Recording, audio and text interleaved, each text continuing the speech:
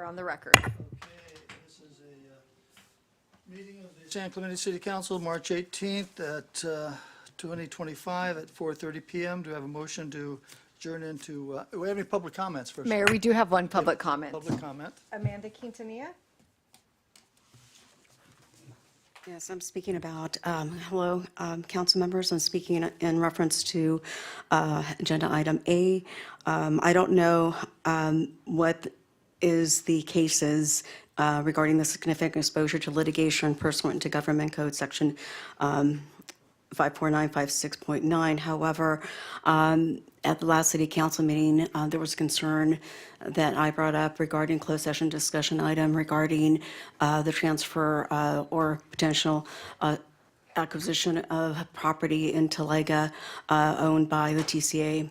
Or also at the end of this last city council meeting, a council member raised an issue regarding preparing for the 2026 mayor election.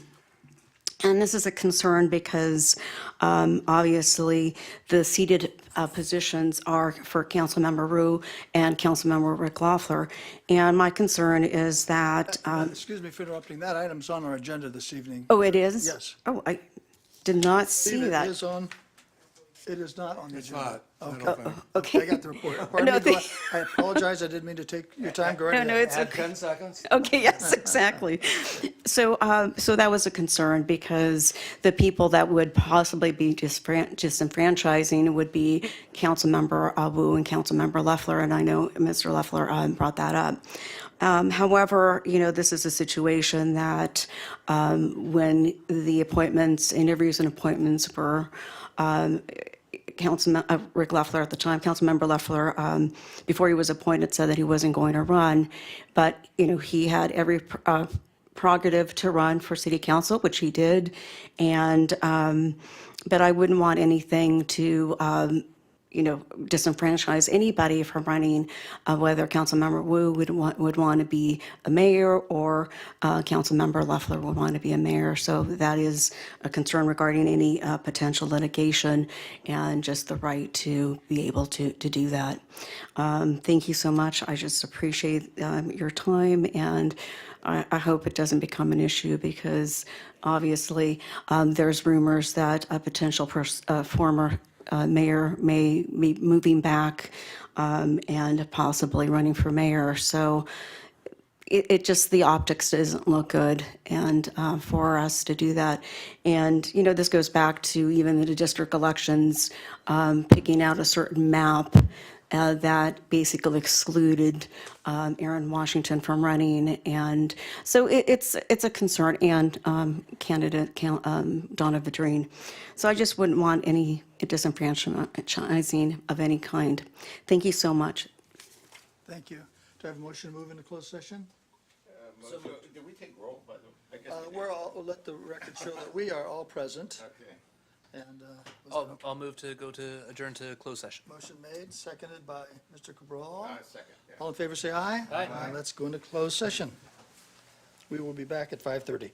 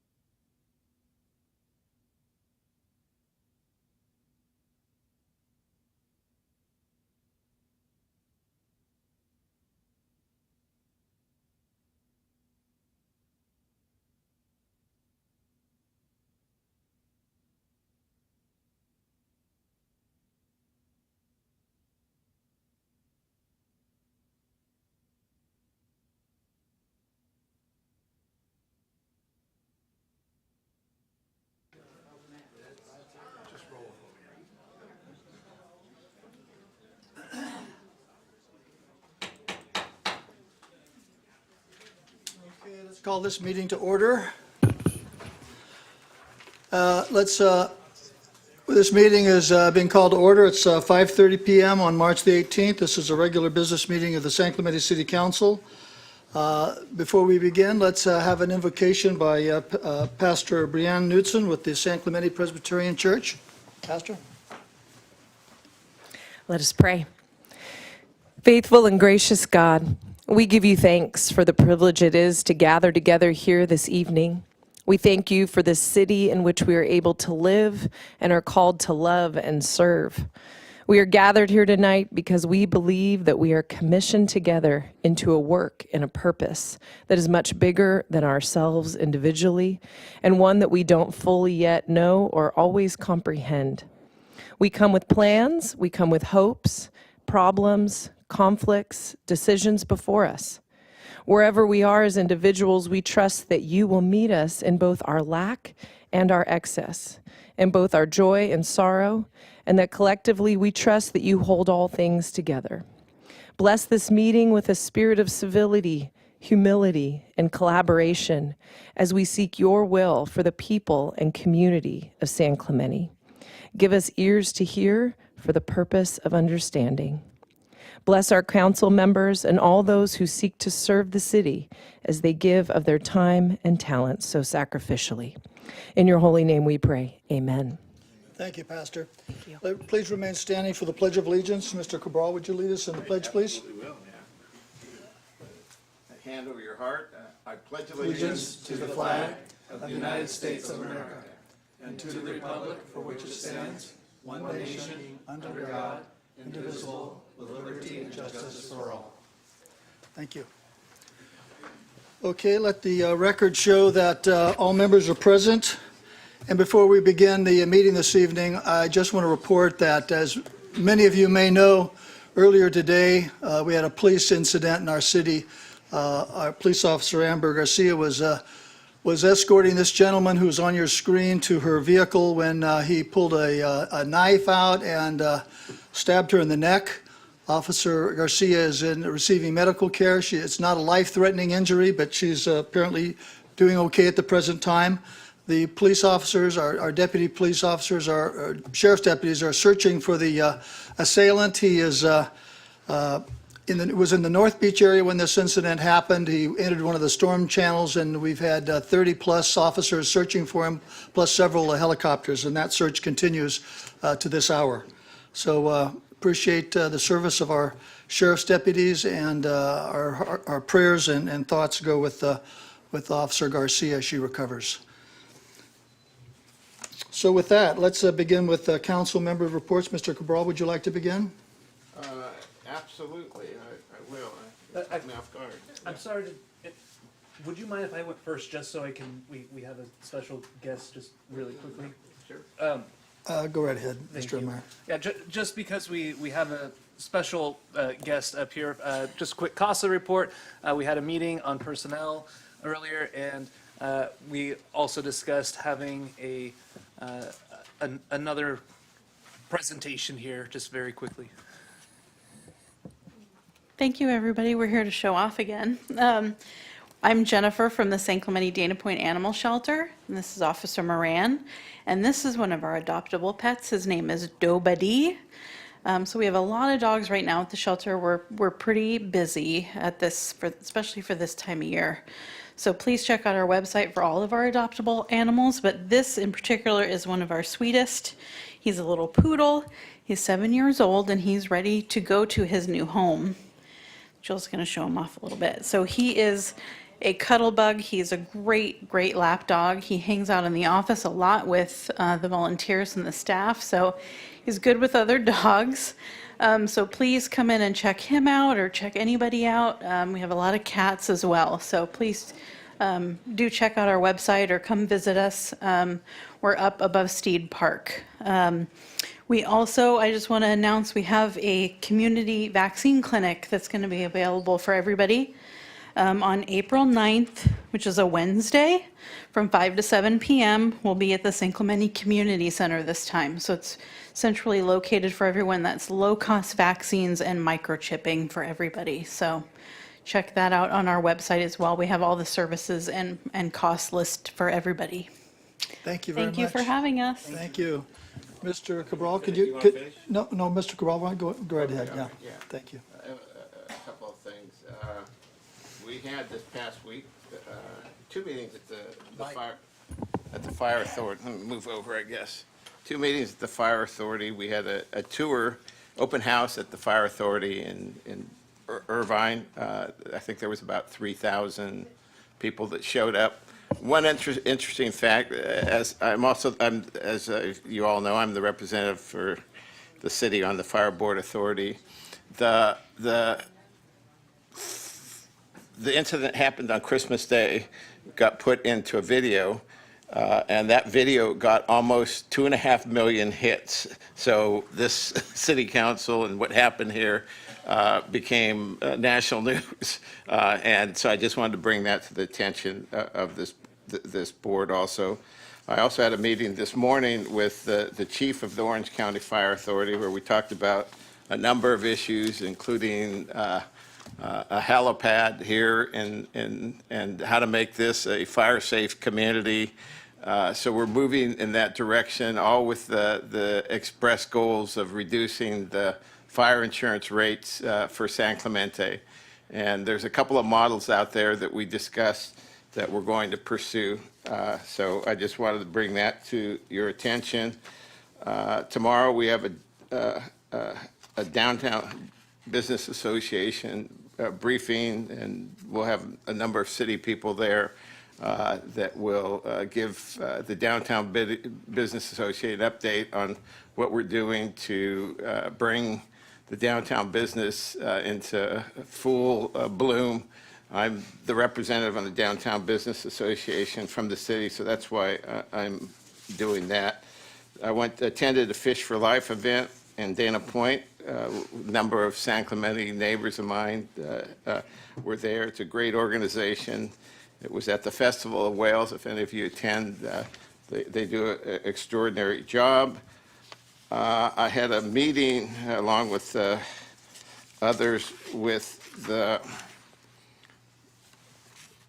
Dan Whitley, who is our rep at the Marine Corps base. We talked about a number of issues, including the new lease on property. I received a map of where that new outline of the new lease for the state park is going to be, what portion of that property is going to be returned to the base. It means a lot of changes. There will be a grand opening where all this will be announced, but right now I think it's important to bring it to your attention that there will be changes to that lease and that organization. We attended a swearing in, I think with a couple of you, or at least the announcement of Tony Strickland being elected to as our state senator for this area. I had a meeting with the golf course officials about the future of where that golf course, our golf course, the city golf course, is going to be. There's a lot happening this year. Now, apart from these, and I should say on my own dime and without city expense, I also wear a different hat, and I was invited to the White House this past week, spent a few days there, was able to meet with the leadership, several members of leadership in ICE, the policy advisors for the White House, faith-based initiative, many important things that affect our city directly. And I had a chance to meet with those people, tell them our views on these issues. And again, at no expense to the city, but something I do on my own because I care about the federal impact on what this, how it has an impact on the city. So that's my report. Thank you. Mr. Enmeyer?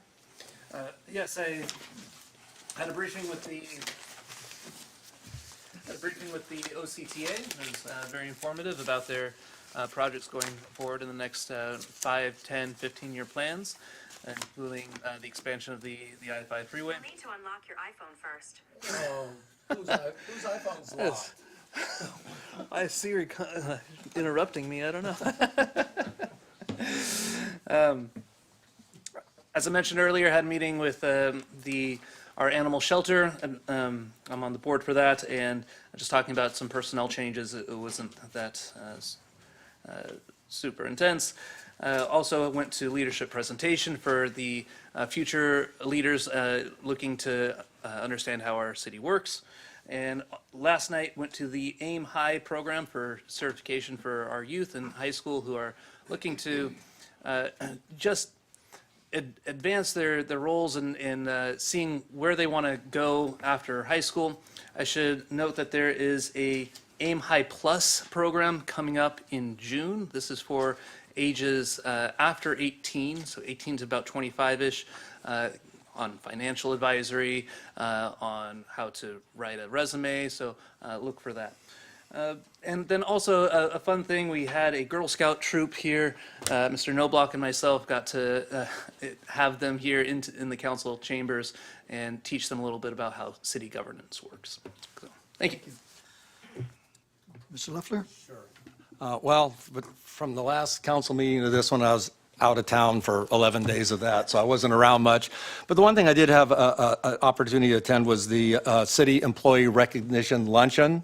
It was a great, great event, and I want to congratulate our Employee of the Year, Diane Araujo, who was very moved and was awesome. She didn't expect it, and it was really a moving moment. And all of our employees, I think out of nearly 200 employees, there must have been over 150 employees actually at the luncheon, so it was a great event.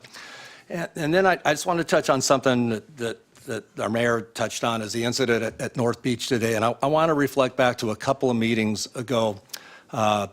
And I was, at that time, I was disappointed at the outcome of a couple of things. And I think I was kiddingly kind of angry in that I think I pointed out that, just because something doesn't happen in your neighborhood, it isn't important to the city. And I can guarantee you what happened today isn't going to happen in your neighborhood or your neighborhood or my neighborhood. It's going to happen at North Beach because that's where the concentration of most of the criminals are in the city. And we had a moving presentation by people talking about Christianity and inclusion and all that.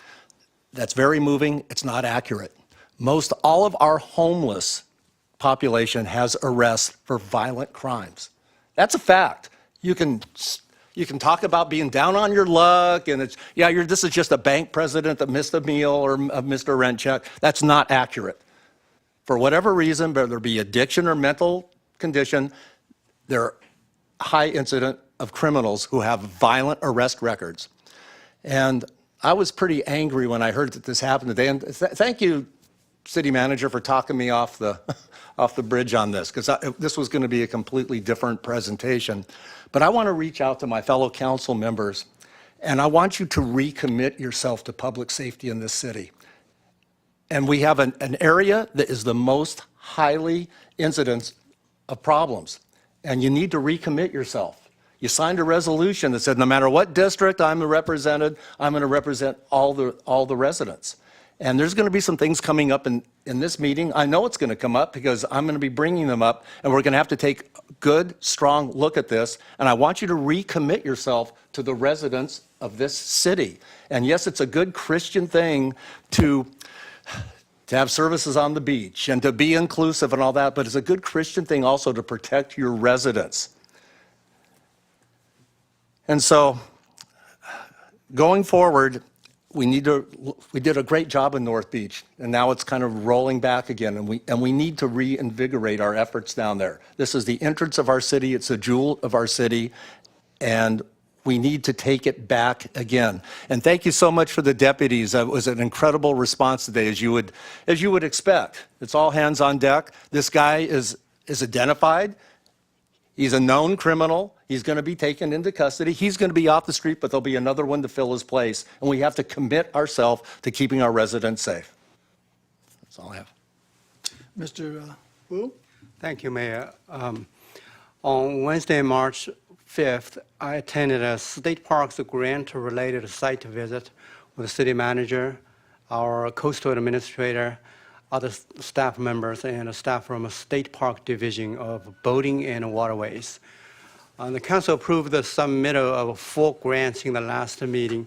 This site visit covers 3 of them: the pier maintenance, the Army Corps of Engineers sand replacement project, Phase 2, design, engineering, and planning, and the sand retention pilot program at North Beach.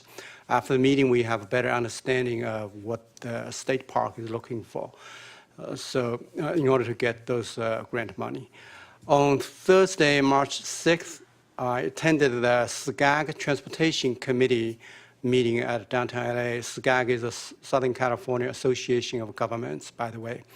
The biggest news from the SCAG Transportation Committee meeting, as well as from the Regional Council meeting, decision on the same day, is that SCAG has finalized the guideline of its Surface Transportation Block Grant called STBG, and a CMAQ, which stands for Congestion Mitigation and Air Quality Improvement Program, for the upcoming 2-year funding cycle, fiscal year 2027 and 2028, with $1.2 billion for SCAG region.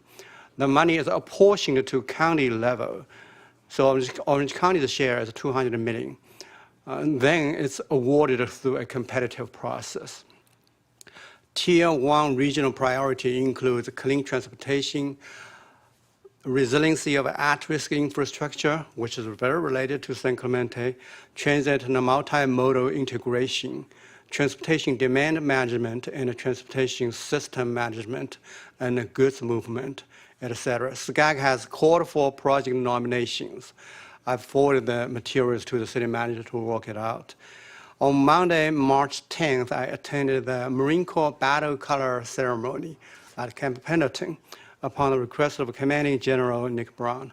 The Marine Corps Battle Color Detachment features the Drum and Bongo Corps, Silent Drill Platoon, and the official color guard of the Marine Corps. The performance is exquisite, and it really makes you be proud of our Marine. This is one of the memorable life experience. The video is on the YouTube. If you Google Battle Color Ceremony 2025, you will find it right away. On Tuesday, March 11th, I was one of the hundreds of attendees of the Mayor's Prayer breakfast. I would like to thank all the people who put this event together, the staff, Kiwanis Club, the mayor, and all the organizations and individuals who attended this community event. I'll leave it to the mayor to give a more detailed report. Finally, on Sunday, March 16th, I went to Vista Hermosa Sports Park to see the leader, Steve, the donkey one, and it's a goat and a sheep herd. Mr. K was there. He gave me a briefing about the pilot program, the history, the setup, the experience, and the lesson learned. He also introduced me to the animal friends. I had a good time there. That concludes my report. Thank you. Thank you, Mr. Wu. I'd like to report briefly on March 6th, I attended presented at the city leadership seminar that our city clerk handles every year. Our city manager was also making a presentation along with the finance people. On the 7th, I attended the South County Economic Coalition. We had a representative from the South County mayors give a brief presentation on what's happening in their cities. Later in that afternoon, as Mayor Pro Tem Menmeyer mentioned, we were with a group of Girl Scouts here having a civics lesson. That was enjoyable.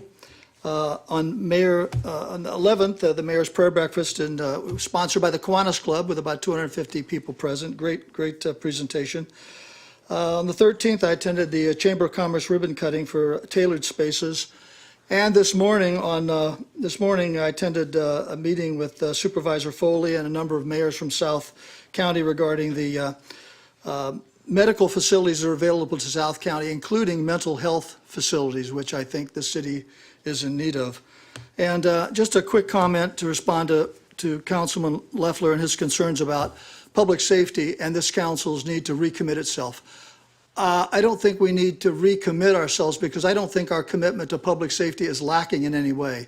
This council has hired 4 additional police officers to assist with the problem in North Beach. We've hired a number of park rangers to assist with the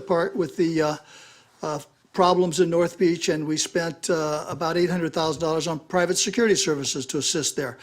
The incident that happened with Officer Garcia is regretful, but any of our 30 to 40 homeless people with mental health, most of them with mental health issues and criminal issues, anytime one of those individuals are arrested and escorted to the car, unless they are secured with handcuffs, it's always possible for them to pull a knife, a club, a gun, or something, and unfortunately, that's what happened, and it was in North Beach. So I think this city is committed to public safety. It's our number one priority, and I think we'll continue to be committed. With that, that concludes our council reports. The next item is oral presentations. Do we have any presentation requests, Madam Yes. Chair or Clerk? We have two speakers, Howard Marlowe, followed by Dan Ginolfi. Okay, would those individuals come forward? You have 3 minutes each.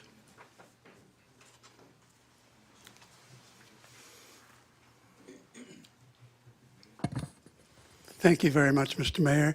Honorable Mayor, members of the council, I'm Howard Marlowe.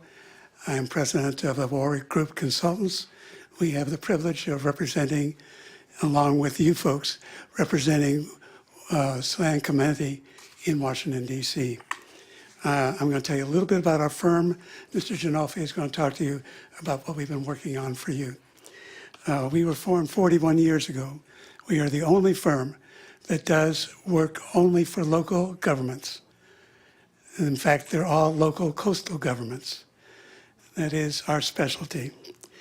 We work across the aisle, bipartisan in what we do.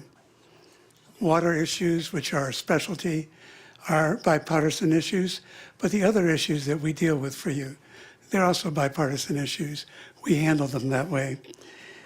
We've had, over the years, 150 clients. We've gotten over $1.5 billion in actual money, as well as other accomplishments for them. We are pleased to work here in San Clemente, not only on your behalf, but working with City Manager Hall and his staff, particularly with Leslie Meyerhoff, who I know could not be here today because she's out of the country. To tell you more about what we are doing for you, I yield my time to Mr. Ginolfi. Thank you. Good evening, members of the council. Again, my name is Dan Ginolfi. It's a pleasure to be here. We've been working with Andy for a number of years. It's been a great success. We are based out of Washington, D.C. However, I did grow up spending most of my summers as a surfer in New Jersey, so I understand how important your beaches are. It's really fantastic. We are down on the beach today, actually got to surf. But like I said, it's been a great partnership with the city of San Clemente. Since we began working with you guys in 2019, we've brought $11.3 million to the city, $400,000 for the pre-construction engineering and design for the beach nourishment project, followed by $9.3 million for the initial construction. And then we also secured $1.6 million for Avenida Cordoba. Most of our clients, when we first start working with them, it's because of Corps of Engineers projects. Those are things like beach nourishment. We always try and incorporate other ways to bring money and resources to the city, as we've done with Avenida Cordoba.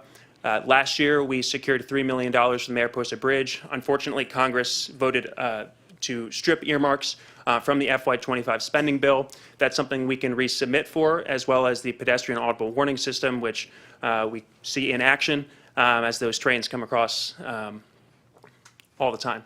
So those are the things that we're working on directly. As Howard mentioned, everything we do is bipartisan. Most of our work is with the Water Resource Development Act, which is a biennial piece of legislation that dictates all of the federal water resources projects, that continues every 2 years, and it is always bipartisan. As I mentioned, we will be resubmitting last year's earmarks as well as priorities that we have for this year. So I just want to add one other thing, that as we were spending all of our day here in San Clemente, we talked with a lot of residents in the community. We talked with surfers, actually a pro surfer who was out there today, which was really cool, members of the community, and they say that they live and die by the sand that's on your beach. It's incredibly important. If you don't have a big beach, not only are the waves not as good, but more importantly, the people who come to the beach, they need to have a beach to sit on, to walk their dogs, to do all those types of things. It brings so much revenue to the city. So we understand how important that is. 5 years from now, when the next beach renourishment comes, we are working to try and reduce those dredge costs. The mobilization of dredges is extremely expensive. It's upwards of 10 to 50% of any project's cost. And the issue is there's not enough competition in the dredge market. So we are working on a few things back in Washington to reduce those costs for you guys so you can get as much sand on your beach as possible. So it's a pleasure working with you guys. I'm not sure if we're able to answer questions in this time, but if you have any questions, we'd love to answer those. Well, this is the public comment section, so normally we wouldn't, but actually you're on the agenda for a presentation. So if there are any questions of these consultants from our council members, I want to just thank you for the service and the work you're doing for our city. We appreciate it greatly. Thank you very much, Mayor. It's an honor. Thank you much. Thank you. Any other oral communications? No, that's it. Okay, do we have a motion for the waiving and reading in full of all resolutions and ordinances? So moved. Do you have a second? Second. All in favor, say aye. Aye. Opposed? That passes unanimously. Any requests for agendizing items that need immediate action? Do I hear any? Nope. Hearing none, let's move on. Closed session report, Madam City Attorney? Thank you, Mr. Mayor. The City Council met in closed session on item A. There was direction given and no reportable action. The City Council met on item B1. There was direction given, no reportable action. And they met in closed session on item B2. There was direction given and no reportable action. Thank you. Thank you. Any staff communications, Mr. City Manager? Hearing none, let's go to item number 8, public hearings. Item 8A is the continued public hearing regarding the failure of Broadmoor San Clemente Community Association to enforce certain CC&Rs.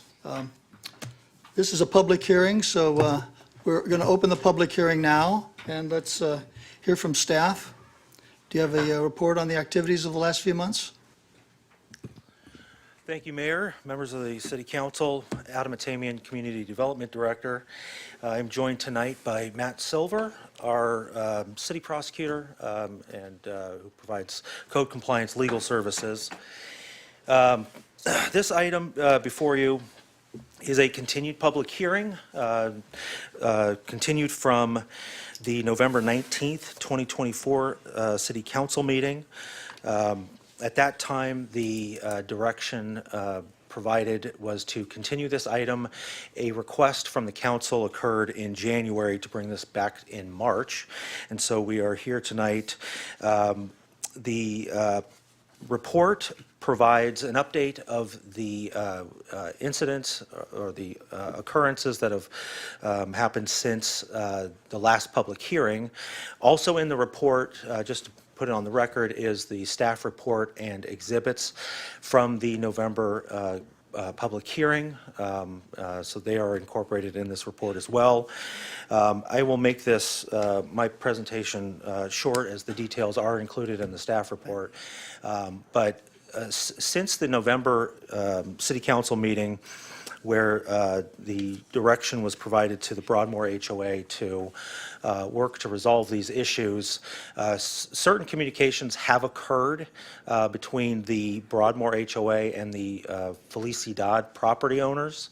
The process that has been laid out by the HOA does require a few things that the city staff are not supportive of, as far as what is required to abate the actual violations of the CC&R.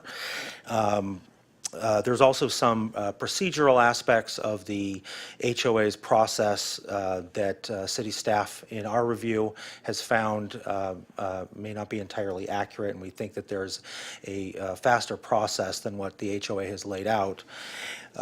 Fundamentally, the HOA's process to abate the violations include both a violation of the CC&R height limits, which are 17 feet for the subject trees on Delicata. However, the HOA is also requiring that a subjective analysis that there is an actual view obstruction also be occurring in order for them to utilize their existing HOA process to abate the violations. City staff does not feel that a specific view obstruction needs to occur. The CC&Rs are clear that it is just a blanket height limit. And so that is why the city staff's recommendation is to provide two things. One is a continuance to let the HOA's process unfold a little bit more, but also to provide direction to the HOA that the view obstruction is not necessary to abate the violations.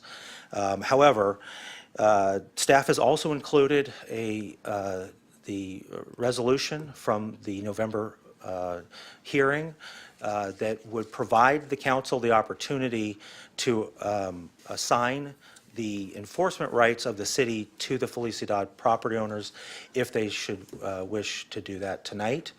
Otherwise, staff's recommendation is to continue this hearing until the September 16th city council meeting with the specific direction to the HOA that they abate the violations, what we call prima facie, on their face, not requiring a view obstruction to also be occurring.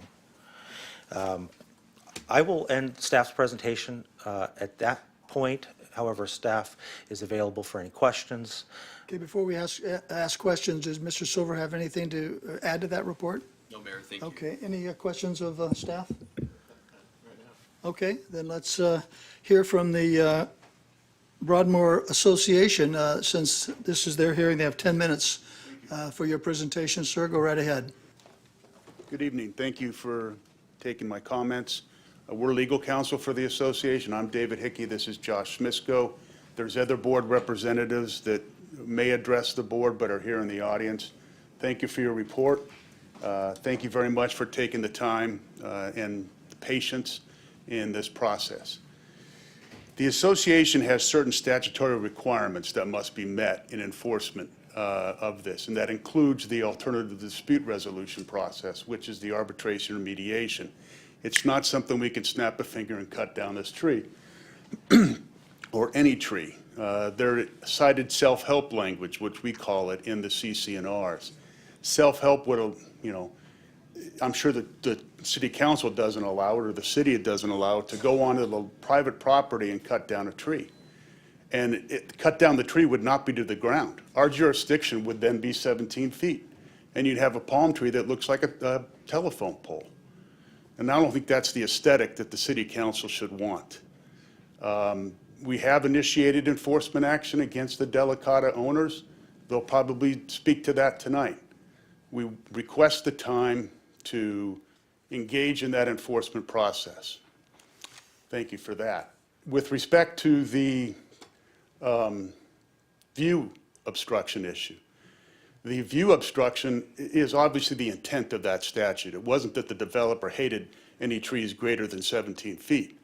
It was that the views would be considered as part of that. If we have a tree on some private property owner's lot that is not within the view of any other homeowner or any neighbor, why would we cut that tree down or have that neighbor cut that tree down? That just doesn't make sense to say any tree, no matter where it's located, or who may see it, needs to be cut down to 17 feet. You come up over the 5 South and you look over the high school, you're going to see roofs of Broadmoor and a bunch of telephone poles. That's not the aesthetic the board, that the city council should want. So thank you for consideration. I yield my time to the board president, Linda Williams. I may reapproach. Thank you. Hello, council. You all know me, Linda Williams. I volunteer a lot with the city, and I also am a volunteer HOA president. We're a small HOA located here in San Clemente. We have 201 homes. As a board, we have a fiduciary duty to the entire association, not just to the homes on Delicata. We sympathize with them. We want to be, we listen to them every board meeting since November. I want to let the council know that the HOA has received the instructions and we are enforcing that section of our CC&Rs, but we're doing it in accordance with long-established procedures. It is not in the best interest of our members, all of our members, to treat the residents on Delicata differently than the rest of Broadmoor. If we single out one street for new, unequal, aggressive enforcement protocol, we risk lawsuits, okay? We cannot single them out and do it this way. We have been doing this for decades. This is the way, this is our process. Not everybody's happy. And the first thing they do is say, well, I'm not cutting down my tree until everybody else cuts down their tree. We don't want that. And we're a 50-year-old residential area, and we do not want to be denuded of all of our trees. And this action will cause that. It'll be like a domino effect. We're curious as to whether or not the city attorney has opined on assigning the city's rights to a third party, AKA the Felicidad residents. Has that happened? I don't know if you can answer me there or not, but I'm curious. Because, you know, this has come before the city council through the city attorney twice before, and twice before the city attorney has said, we're not taking this up. So we're curious also to know is why at this time are you taking this up? We've asked for public information documents, and we don't see any public document that says that somebody came and wrote an email or approached the city council. Don't know how this came up, even though it's twice before said, we're not going there. We appreciate the time to September 16th to allow the process to proceed. We do not agree with the prima facie violation. Our process has been view obstruction. I mean, that's the whole reason it's view obstruction. And quite frankly, most of Broadmoor has their views obstructed by the 40-foot trees in Verde Park. That according to the city, when I've talked to your public works people, say that the policy is to trim those trees every 5 to 7 years when there's a budget for them. I can tell you the last time, it's been more than 10 years since they have been trimmed. I do appreciate that they did take out the diseased tree that I mentioned at the last city council meeting that I was at. I appreciate that. But like I say, we're talking about view protection. The city doesn't have a view protection policy. The state doesn't have a view protection policy. But that's what we're talking about is view protection, not just cutting out trees down to 17 feet. I'm done. Thank you. Did anyone have any questions of the association? Hearing none. Are there any public comments? Yes, I'll call the next several speakers. Reva Buck, followed by Paul Lefcourt, followed by Antonia Sipes, followed by John Milroy. Reva Buck.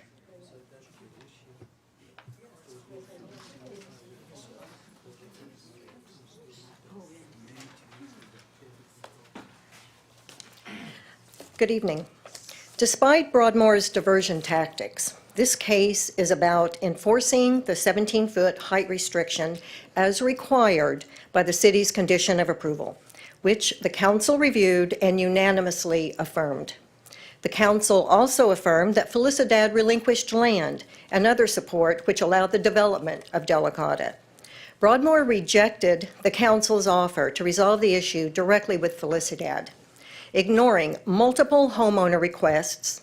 Instead, they spent 2 months crafting a unilateral and invasive process. Their attempt to placate the council while deliberately evading city enforcement and exhaust Felicidad with an absurd 2 to 6 month timeline is transparent. Notably, Broadmoor separately admitted to the city that the process could actually take more than 2 years and be far more arduous. Mr. Smisko told the council, quote, "In the past 3 years, the association has enforced this restriction 15 times successfully," end quote. What he failed to disclose is that none were on Delicata, nor did he mention any unsuccessful enforcement attempts, presenting a misleading and deceptive picture of Broadmoor's enforcement effectiveness. Now, 4 months after the council meeting and 9 months since the city's demand letter, Broadmoor continues to defy the council's ruling by repeatedly offering misleading and false statements. Their outrageous attempt to impose HOA processes on Felicidad after ignoring our requests for a decade is both hypocritical and unjust. One must ask, who stands to benefit from their blatant defiance? How much more proof is needed that Broadmoor is either incapable or unwilling to enforce height limits on Delicata?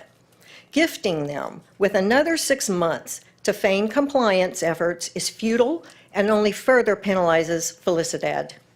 In an effort to avoid potential upfront, yet reimbursable costs, the city's consideration of assigning enforcement responsibilities to Felicidad unfairly burdens individual homeowners, exposing them to legal, financial, and liability risks, as well as emotional distress, while further pitting neighbor against neighbor. Despite Broadmoor's threats and empty promises, enforcement is the city's responsibility.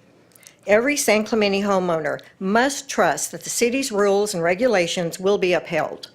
I urge the city to enforce its conditions of approval, uphold its commitment to fairness and accountability, and preserve the integrity of its regulations. Please enact city enforcement procedures on Delicata without further delay. Thank you. Thank you. Next speaker? Paul Lefcourt, followed by Antonia Sipes, followed by John Milroy, followed by William Garcia. And you can go ahead and start lining up. Good evening. My name is Paul Lefcourt, and this is the third time speaking before the council regarding the Broadmoor Delicata tree issues. I own a home on Felicidad, and our family is directly affected by Broadmoor's non-compliance with their CC&Rs concerning Delicata tree height, and my family is increasingly frustrated with Broadmoor's tactics. In November, the City Council instructed the Felicidad parties and Broadmoor to get together and try and resolve the issue. Despite multiple attempts by Felicidad homeowners to meet, Broadmoor only responded with an email from their attorneys outlining their process, which did not comply with the council's direction. Broadmoor is clearly not interested in honoring the goodwill agreement made 50 years ago with Cali Felicidad residents, which included no tree heights over 17 feet in exchange for land forfeiture and other concessions. Indeed, Broadmoor now requires Felicidad homeowners to justify their request for enforcement of the Delicata CC&R height requirement subject to Broadmoor's approval process. This goodwill agreement should not be subject to a subjective approval process. Compliance should be straightforward. It seems to me all you need is a tape measure and a chainsaw to comply with the Broadmoor CC&R height requirements. If Felicidad residents hadn't made substantial concessions 50 years ago, there wouldn't be Delicata houses or trees. As such, Broadmoor's failure to enforce the CC&R requirement is extremely disappointing. The council had mentioned exploring transferring enforcement rights to Felicidad homeowners, but this would further pit neighbor against neighbor and create a dead end as Felicidad homeowners lack legal standing to enforce Broadmoor CC&Rs. As a reminder, in June 2024, the council issued a demand letter requiring Broadmoor to enforce the Delicata tree height requirement within 30 days, or the council would assume enforcement duties. This had not been done, and we did not receive a reason why. In closing, we ask the City Council to assume your enforcement duties regarding Delicata tree heights, which Broadmoor has not, and Felicidad homeowners cannot enforce. Thank you for your time, consideration, and action on this issue. Thank you. Next speaker? Antonia Sipes, followed by John Milroy, followed by William Garcia.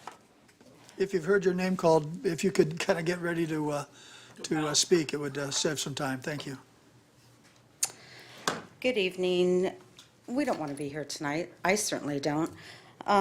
This agreement was not made without concerns.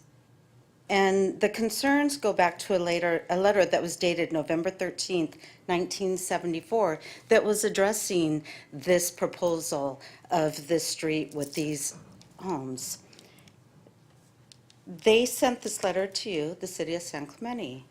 The City of San Clemente responded on December 15th, and they said that these heights they did a physical on-site inspection, and that they were within the 16 or 17-foot restriction.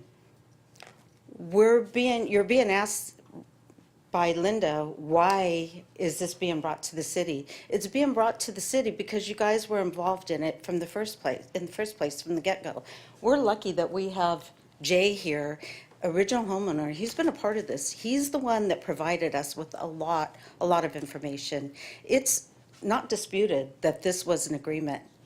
The problem is nobody wants to abide by this agreement. These residents in Broadmoor bought their homes knowing that there's an HOA, knowing that there are CC&Rs, knowing that there's a 17-foot restriction. If they had a problem with that, don't plant the trees. There's somebody in here that wrote a letter saying that Felicidad has overgrown trees over 17 feet over the roof line. We don't have an association. We don't have CC&Rs. They're saying that we're blocking views of our neighbors and the streets ahead of us. It's not about Felicidad and the streets above us. They're deflecting. They are using all these excuses. They're coming in with unreasonable arguments. There should not be an argument. This is an agreement that was made. It's in writing. It was many, many years ago. It should be respected, and that's why we are coming to you, to the city, because you were there from the get-go, and you did go out there, and you did have a part in it. We have no other recourse. Thank you. Thank you. Next speaker. John Milroy, followed by William Garcia, followed by Paul Buck. Hello, I'm John Milroy, 313 Felicidad owner. The following is a brief summary of the events I witnessed during the Broadmoor Association Compass Property Management Delicata Tree Inspection. I received an email on February 4th from the association requesting photos of the tree height infractions from my vantage point at 313 Felicidad. On February 15th, I responded with the photos. And on the 25th at noon, the association stated your property will be inspected on February 27th at 9 a.m. 4 hours later, I replied that 313 Felicidad will not be available on February 27th. Then on February 27th, 2 female representatives from the association showed up at my door at 9:20 a.m. and stated that they were there for the scheduled inspection. I asked them if they received my email, which stated that we would not be available on February 27th. One of the representatives said, "When did you send the email? This morning?" I told them respectfully that I sent the email 2 days prior. Her response was, "Well, we're here now." I had to repeat that we were not available at that time. I felt I needed to fully express that my concern was not with their inconvenience, but was focused on getting my wife to her doctor's appointment. The rep then reassured me that the inspection would not take much of my time. At this point, I was so frustrated, I stated loudly, "I'm trying to get my wife to the doctor's appointment. You need to reschedule your inspection." On March 3rd, I received an email from the association stating the inspection was rescheduled for March 13th. March 10th, I responded to the association that I would appreciate the answers to all the questions posed by Rita Wright before I allow strangers into my home. To this day, I still have not received answers to the questions that Rita has submitted to the association for the 4th time. Thank you very much. Thank you. Next speaker. Good afternoon. My name is William Garcia. I have lived in Calle Felicidad since 2009, and I figure that a picture is worth 1,000 words. This is the view sitting down from my deck. This is the view sitting from my deck, and you can see there's 4 trees in front of me, one of them exceeding 30 feet. It's not a 17-foot violation, it's a 30-foot violation or higher. This has been going on for years. No one expects a tree to grow in 6 weeks from 17 to 30 feet. So Felicidad knows that the homeowners of Delicata, they've been aware for years that they've been non-compliant. You know, we all talk about it's going to take 6 months. What about if 6 months come by and nothing's been done? I'm going to be stuck with this view for another 6 months or an unlimited period of time? If this is your home, would this be acceptable to you? So what would you do in my place? If enforcement is going to be voluntary to the tune of Delicata, it may not happen. And you know, charging them with $100 a month or $200 a month penalties, somebody may not care paying them. And they may not want to cut those trees and leave them there for 5 to 10 years. So I have to endure 5 years of this view because somebody's comfortable paying $200-300 a month. What incentive does Delicata have to really cut down those trees? Enforcement is cut the trees, not pay a fine. And that's what we need done, and somebody needs to enforce it because all we're getting is delaying tactics from Delicata and the HOA. all the conditions about blocking the view, that's not in the CC&Rs. Somebody injected it, it's not part of it. So we need some support to force the issue, because if they have not been doing it for years, whose fault is it? It's their enforcement issue. And they're not obviously not willing to address them. So we need this issue fixed. Addressing this, compliance is cutting the trees. There's no in between. Thank you. Next speaker. Paul Buck, followed by Marianne McCauley, followed by Angelo Garuba. Good evening, gentlemen and ladies. I'm Paul Buck. I've lived on Calle Felicidad for almost 40 years. Well, as you probably know, 50 years ago, San Clemente City Council required the insertion of a condition of approval into the Broadmoor CC&Rs. This condition limited the height of structures, trees, shrubs, and bushes on Calle Delicata to 17 feet.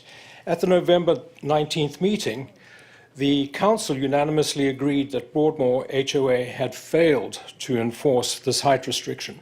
Remember, this 17-foot height restriction was as a result of a quid pro quo negotiation in good faith, where the Felicidad neighbors allowed the regrading of their slopes and petitioned for the elimination of the sidewalk. This enabled the building of the houses on Delicata in their current form.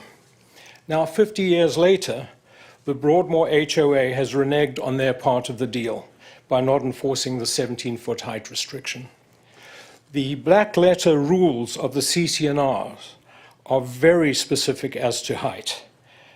The CC&Rs also prescribe the remedies in Article 10, Section 4. As leaders of San Clemente, we request that you use your powers and your standing as prescribed in the CC&Rs to rectify this situation, which is pitting neighbor against neighbor. Some of these neighbors used to be friends of ours. In fact, some of them used to be very good friends of ours, and that is no longer possible. The deal was the 17-foot height restriction on the landscape. Please do the right thing. Enforce the Broadmoor CC&Rs as written. Do not be intimidated by Broadmoor's attorneys or swayed by people who are trying to insert subjectivity into the process. Furthermore, assigning enforcement powers to the individual Felicidad neighbors just perpetuates the issue of Broadmoor's inaction to us. We're the victims, exposing us to further delays, uncertainty, litigation, liability. The council has the power and the standing. Please use it. Lastly, if any of you would like to have a site visit, because I think a first-hand view of what we're facing would be extremely useful to board members, and you're all welcome. And I'm sure many of our Felicidad neighbors would be more than happy to open up their homes for you guys. Thank you very much. Thank you, sir. Marianne McCauley, followed by Angelo Garuba, followed by Meliz Kelly, followed by John McCauley. I am not nearly as prepared as these other people. This has kind of hit me right in the face. But what struck me right away is that we're talking about 1974. Most of these people weren't even graduated from high school by then, so I don't think they had that in mind when they bought their homes.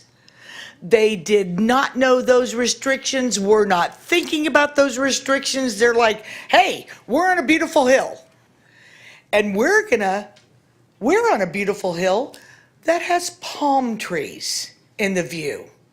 Just like some 5-star resort in Tahiti or somewhere else. You're gonna see palm trees in a beach town. Beautiful palm trees from my house, rare palm trees, not your basic run-of-the-mill palm trees, nice palm trees. I think it's a very slippery slope that City Council is involving itself in HOA matters. That seems like a very concerning precedent to set. That could be a huge slippery slope. getting yourself involved in HOA matters.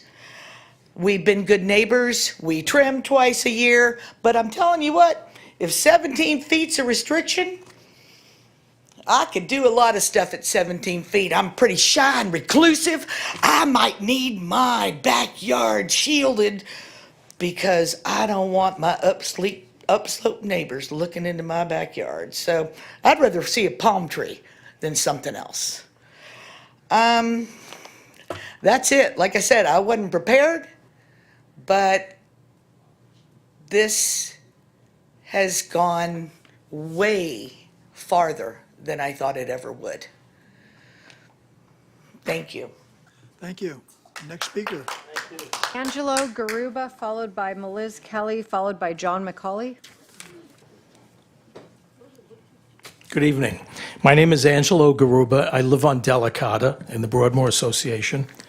I would like to share with you an experience that I had, and I'm going to ask you to please try to imagine that this was happening to you or your family.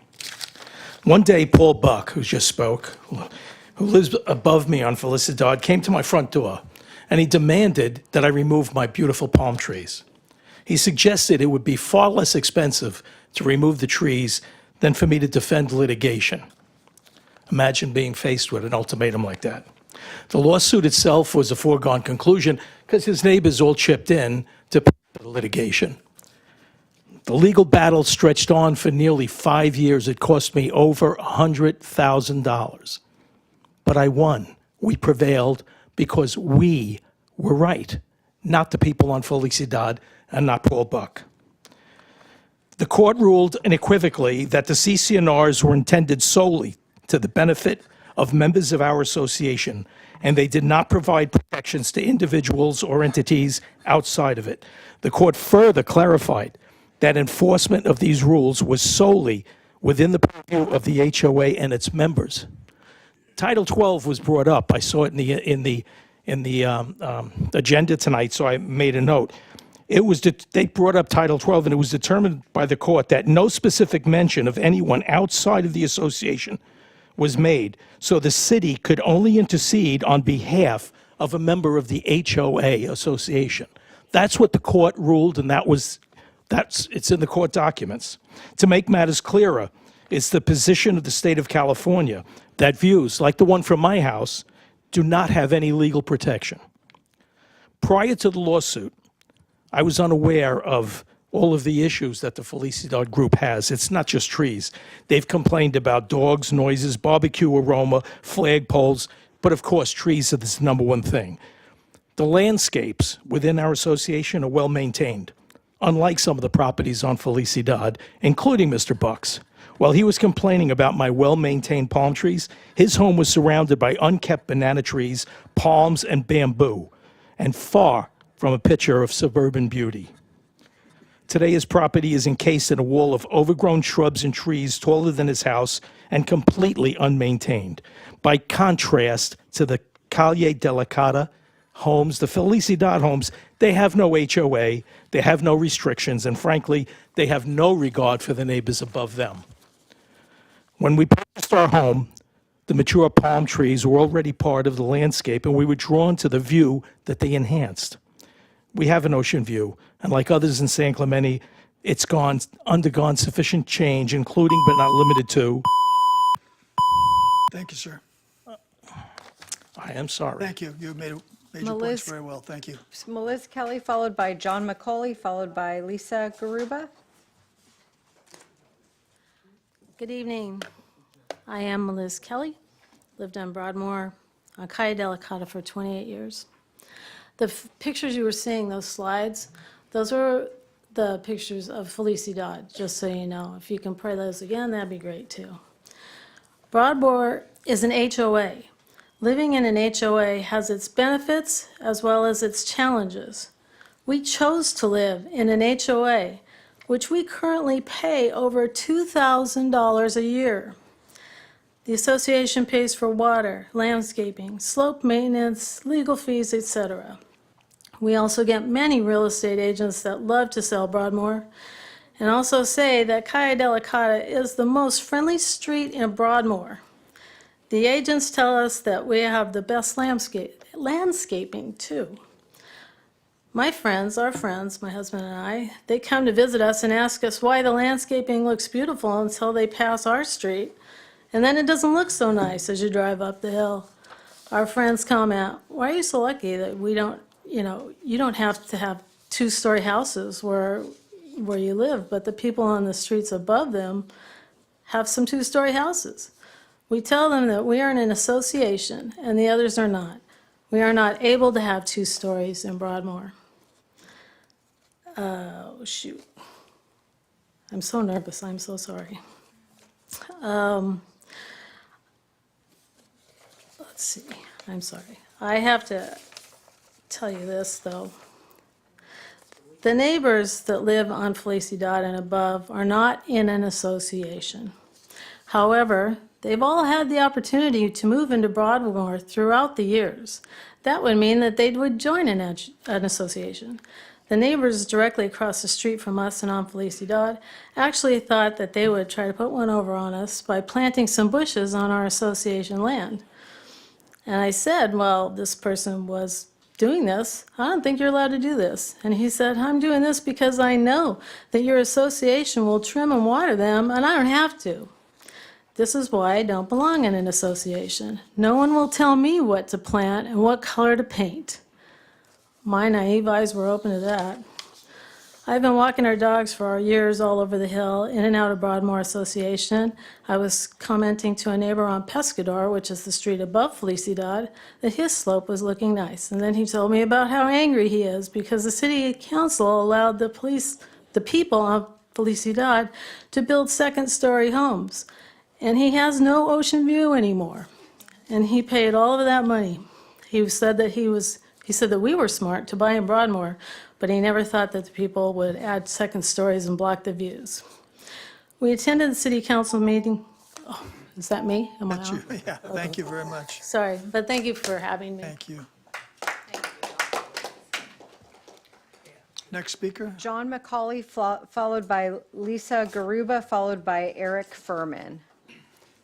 Good evening, City Council. My name is John McCauley, and my family has lived on Calle de la Cata in Broadmoor for 29 years. We've been members of the Broadmoor Homeowners Association for all those years and have paid tens of thousands of dollars in HOA fees. We've been good neighbors and have maintained our mostly rare palms annually at a cost of thousands. Verbal complaints have arisen on the height of our palm trees from non-Broadmoor residents. Historically, when I was asked to remove trees because they were blocking views, I cooperated. I want to repeat that. I cooperated. I took down, over the past 10 years, I've taken down 3 beautiful gum trees, better known as liquid ambers. About 4 years ago, I noticed another palm was getting too tall. During the height of COVID, I tried to sell a rare Roystiana bora in Cana, or what is better known as a Puerto Rican royal palm, that had a resale value of $20,000. And that included the cost of removing the palm. Because of COVID, the supply chain completely broke down and resale palms were not moving at all. I removed it at my own large expense. What is extremely peculiar with the City Council effort is to punish the residents of Calle de la Cata with an arbitrary ruling results from claims of non-Broadmoor residents, non-members of our association. The City of San Clemente has no tree codes or ordinances. Why is the city imposing one arbitrarily on De La Cata? There is no violation of any city ordinance. The residents of Felicidad were legally proven in a 5-year lawsuit to have no legal standing. The court case was determined in Orange County Superior Court. The defendant, resident of 200 block of Calle de la Cata, Angelo and Lisa, was determined to be the winner of the lawsuit, not the residents of Felicidad. Again, the Orange County Superior Court ruled the residents of Felicidad had no standing in the case. Thank you very much.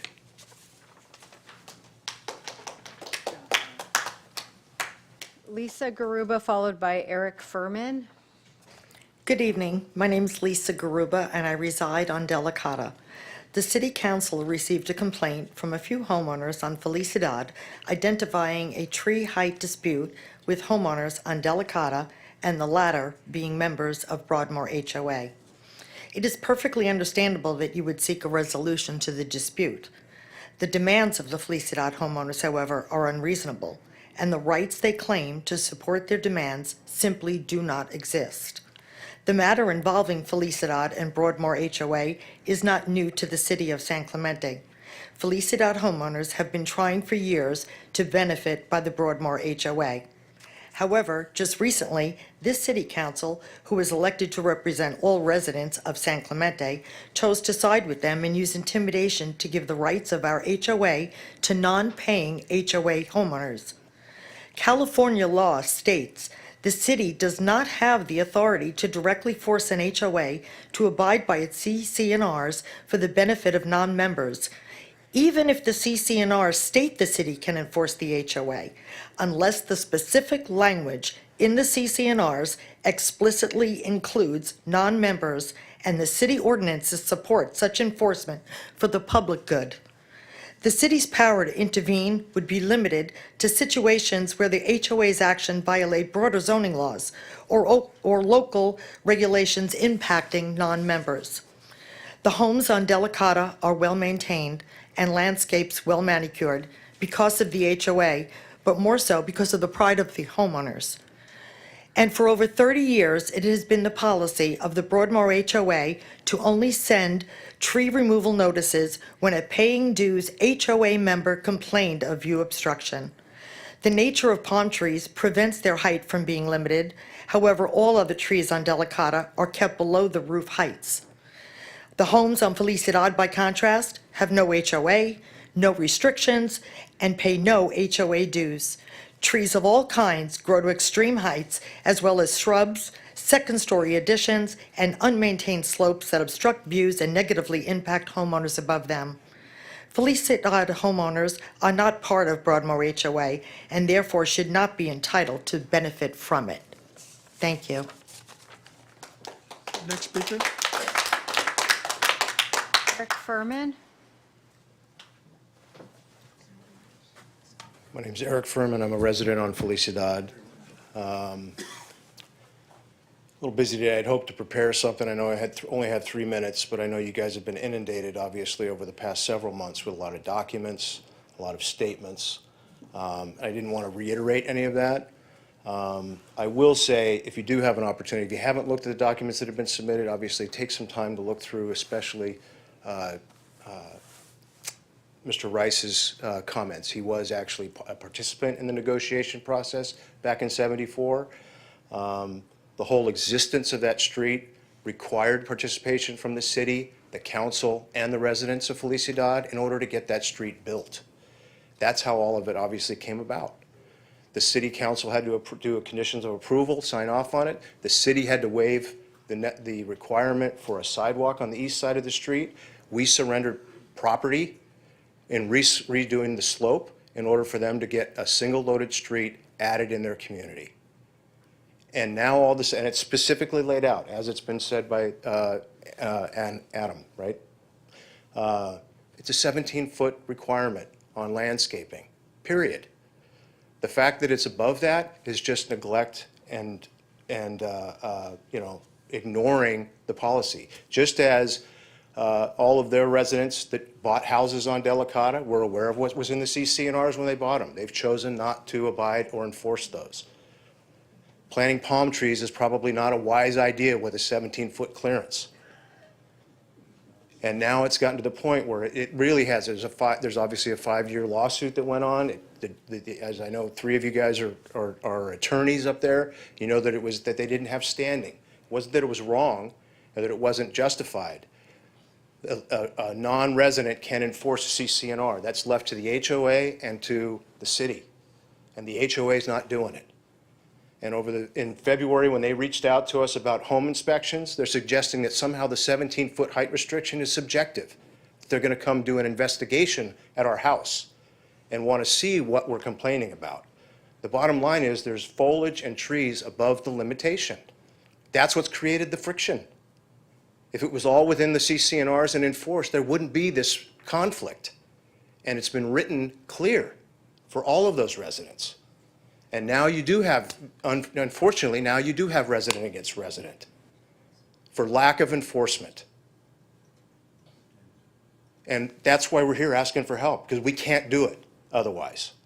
And you guys signed off on, I mean, obviously, I know the spirit of the city council is to honor previous decisions and judgments and rulings that previous city councils have done. And I ask that you guys do that, please. Thank you, sir. No more public comments. No more public comments. Thank you all for your comments. Council members, do you have Mr. any Mayor? questions of staff? Excuse me. Sorry to interrupt. You should probably give the HOA an opportunity to provide any rebuttal that they would like to address public comments. Yeah, and I think they still have about 2.5 minutes left on their 10, so would you like to provide any rebuttals? Yeah, I think it was spoken well from the homeowners of Broadmoor. It's been 50 years. The city has not enforced it. The association has chosen to enforce it what it believes to be reasonable for the aesthetics and protection of the community. There is enforcement occurring by the association against Delicata. That is occurring right now, and it's not something, like I said, we can snap our fingers. The Board of Directors is directing the enforcement to continue and will continue. And the board requests time to have that accomplished. 3 lawyers on the board would know that enforcement. 2 lawyers. Okay, thank you. Yeah, thank you. Only 2 lawyers. But one that knows more than No, most lawyers. There's a joke in there somewhere, right?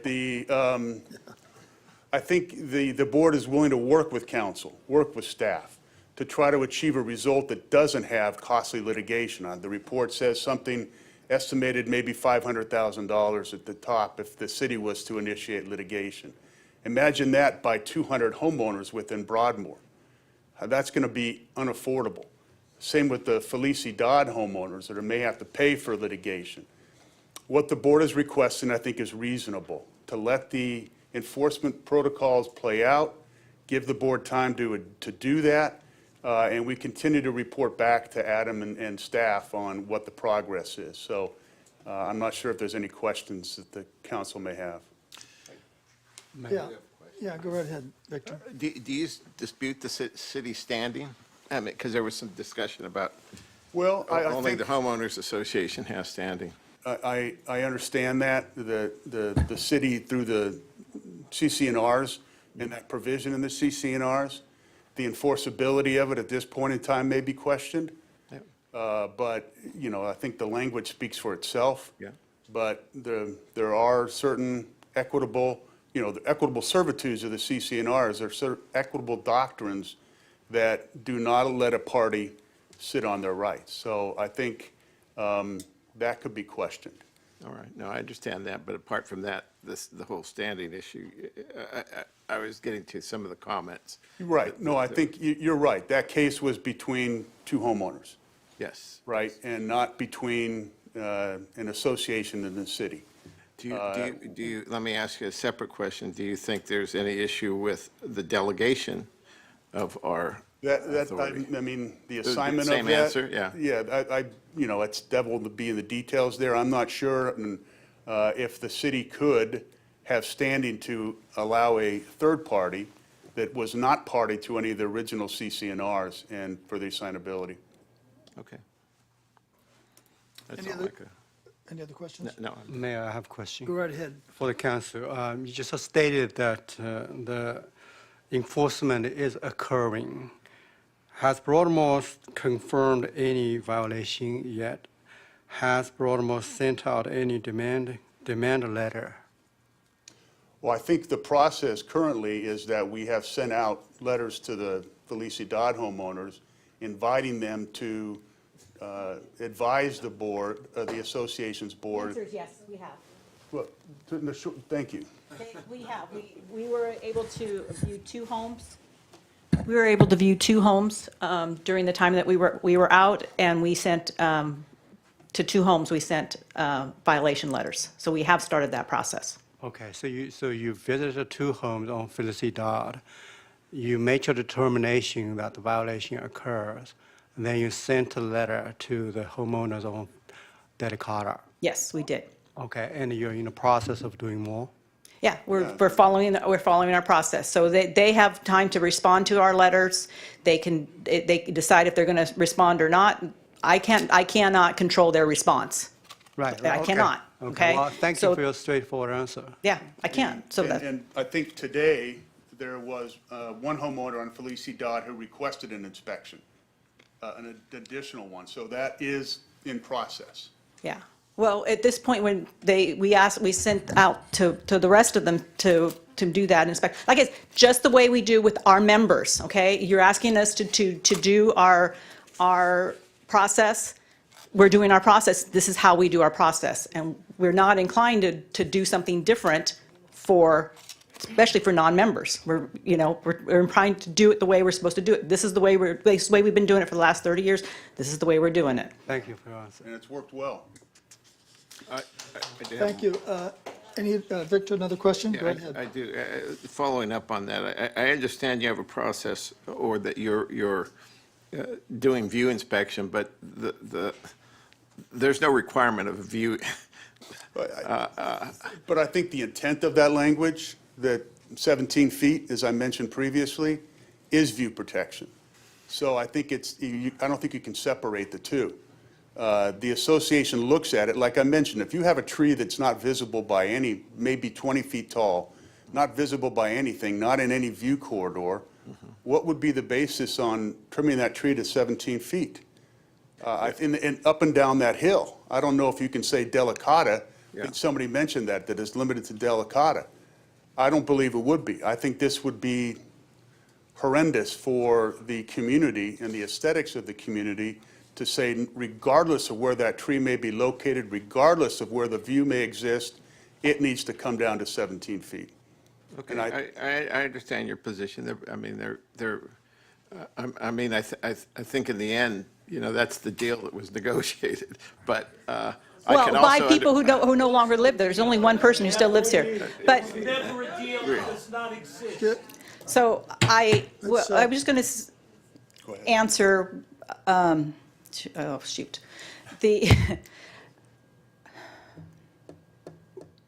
While you're thinking, any Yeah, other I'm sorry. questions? I lost it. Rick, you have a question? Yeah, I do.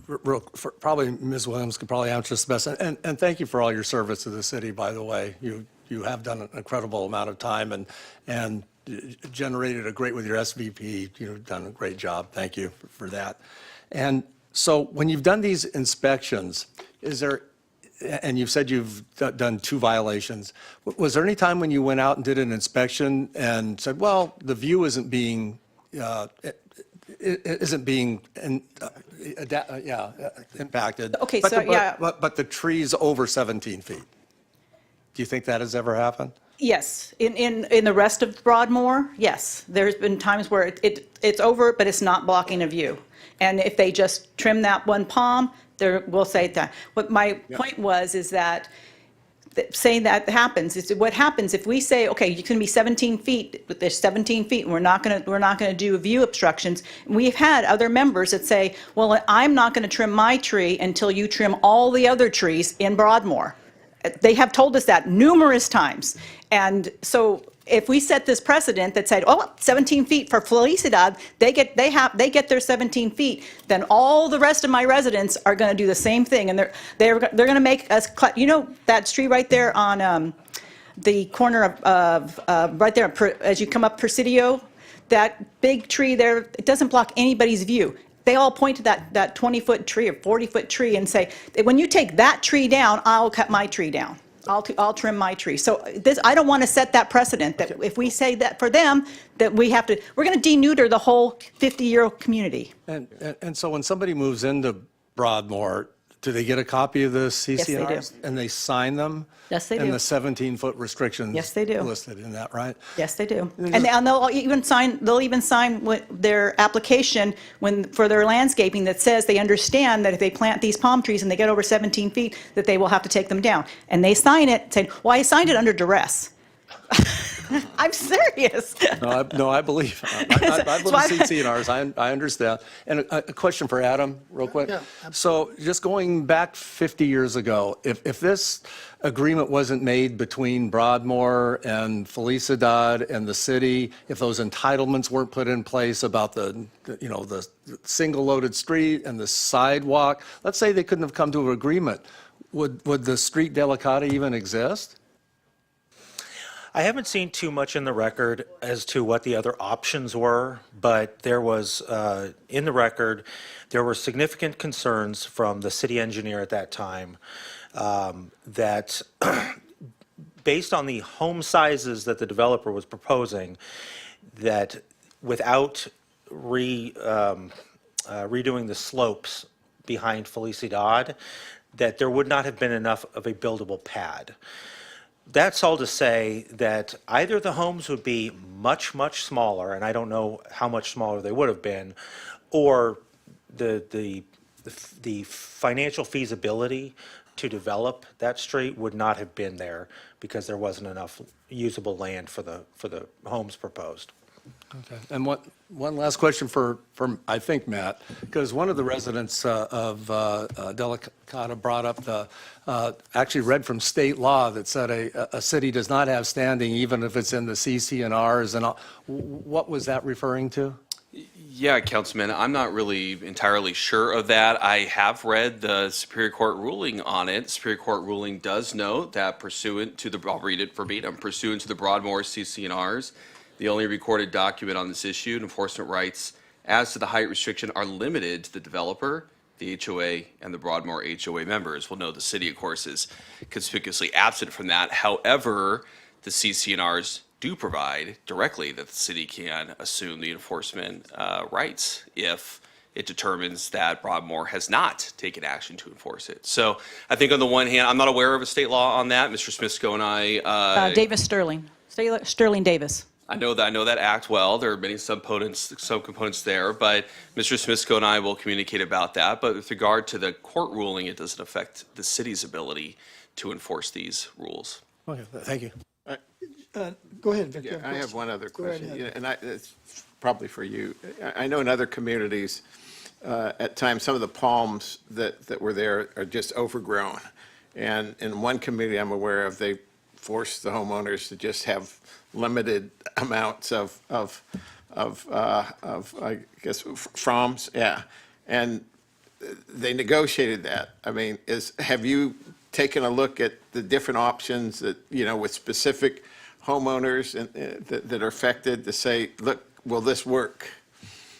We have done that with other homeowners, but we haven't done it at this point. Delicata, no. I think, and I don't think the association wants their palm trees to look like a Q-tip. Yeah. I think you want it to look full and flush. Yeah. So I think it's all about aesthetics and protecting the, I guess, views that are not unreasonably obstructed. And that's why that's in the mix and has been in the mix, as mentioned, 30-plus years. And it's worked well. We haven't been involved in litigation over these issues among the homeowners in Broadmoor until recently with outside homeowners. So, no, I think what you're talking about is reasonably trimming the palm trees and the ball. And that's obviously something that the homeowner and the board could consider with respect to compliance. And not only that, I mean, it may be that home A says, this is the one tree that bothers me, and if you trim that, I'd be satisfied. And that has happened. Okay. That has happened, where you say, okay, take down trees A, B, but you can leave C and D. Yeah. And there's an agreement that's reached that addresses that issue. So my question is, have we gotten to that point yet? I tried to do that with one of the homeowners, is saying, well, which trees exactly? And they're saying, well, it's all of them. They're all over 17 feet. I'm like, well, which ones are blocking your view? I mean, and I wasn't trying to be argumentative, but I can tell you, I got defensive when they say, well, I can do what I want because I don't live in an HOA. I'm like, so, I mean, it's like just pushing the rules back on us. It's like we do live in an HOA, and because you don't, you can put, two-story houses and you can let your trees grow, and you don't maintain your slopes that we look at because you don't live in an HOA, you have no rules. And it just seems, not very American to make these guys follow the rules when these guys don't have to follow the rules, and they're being quote unquote to a bad neighbor to the people above them. I mean, you can't. My heart just. I was on an airplane and I stayed up until midnight watching the city council meeting because the very next day we had our Broadmoor meeting. And when I heard, sorry, Mark, call us bad neighbors, that really just infuriated me because it's not fair to say we're bad neighbors. We've been trying to work through this, but we've been doing it thinking that we are only for our members.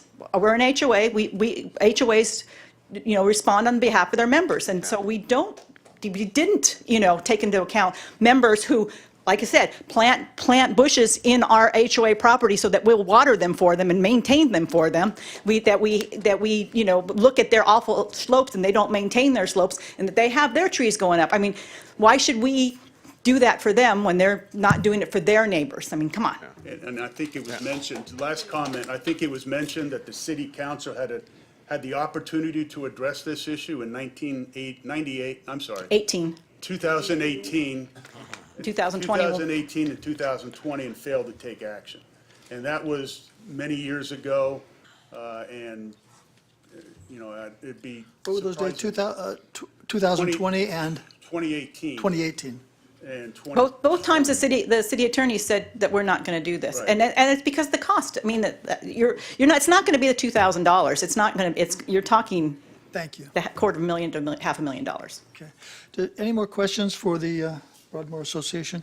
Yeah, really quick. Okay, go ahead, You said you sent out 2 letters. How many properties have you inspected? Yeah, the two to date, but we're trying to secure inspection dates from other Felicidad owners. And Okay. that's rolling in process now. Okay, so far you've reviewed 2 properties, and you make a determination on the violation of 2 cases. And on each of them, you sent letters to. That's correct. Right, Okay, right. thank you. The other ones have decided not to participate. They just say 17 feet, it's 17 feet, and there isn't. Okay, So thank you. they've decided not to participate. We're, like I said, we're a volunteer board. We meet once a month, and we meet after your meetings. And, and like when Adam first sent out his email back in December 3rd and saying, well, Felicidad is ready to meet on December 5th, December 8th, December 9th, like, The holiday system, yeah. not only the holidays, how are we supposed to say we're going to get this in 2 days? I mean,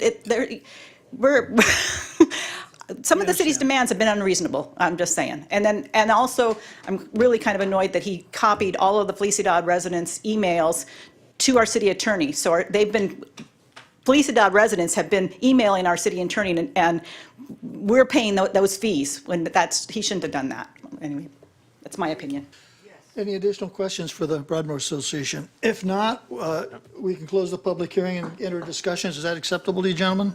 Okay, we're closing the public hearing, and do you have any discussion or motions? Let's hear a discussion first, if there is any.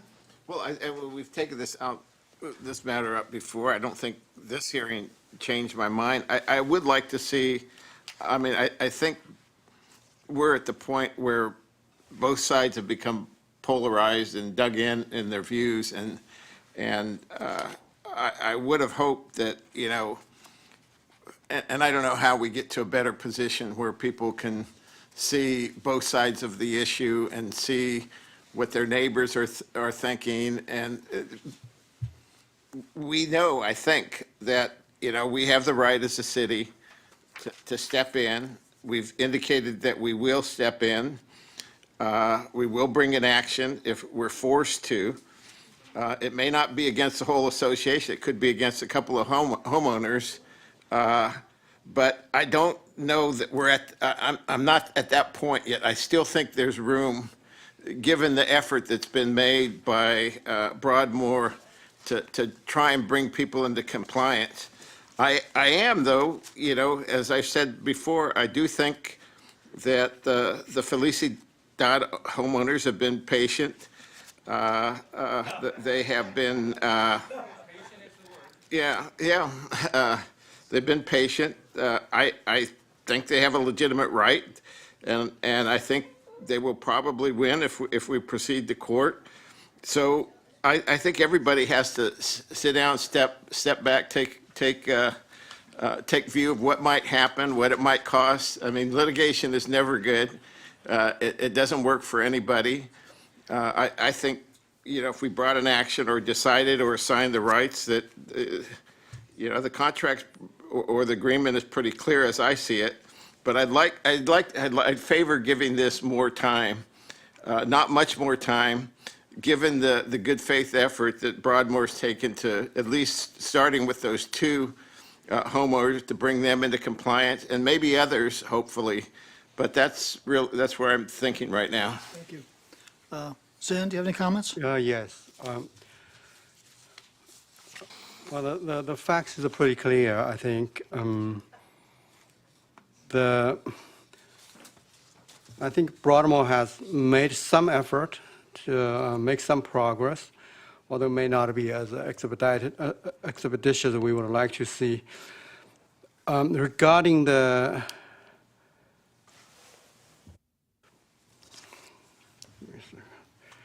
So I think I can agree with the staff report and make a motion to move that resolution with the additional comments that I do think that although the plain meaning of the language is pretty clear that 17 feet is a height limit, period. But I still think that prioritizing the removal of the view blocking trees is a reasonable, at least the first step. And I do want to give them some more time to work it out. I think 6 months is reasonable. The last thing I want to say is I'd like Broadmoor to, well, as a part of the city council, I'd like to see some good faith effort from Broadmoor. And not that you haven't done such, but I'd like you to continue to do so. So that's my comment. Okay, thank you. Mr. Leffler? Yeah, I wish the city didn't have standing in this. I really do. I've listened to our attorneys, and I believe we probably do have standing and have the responsibility.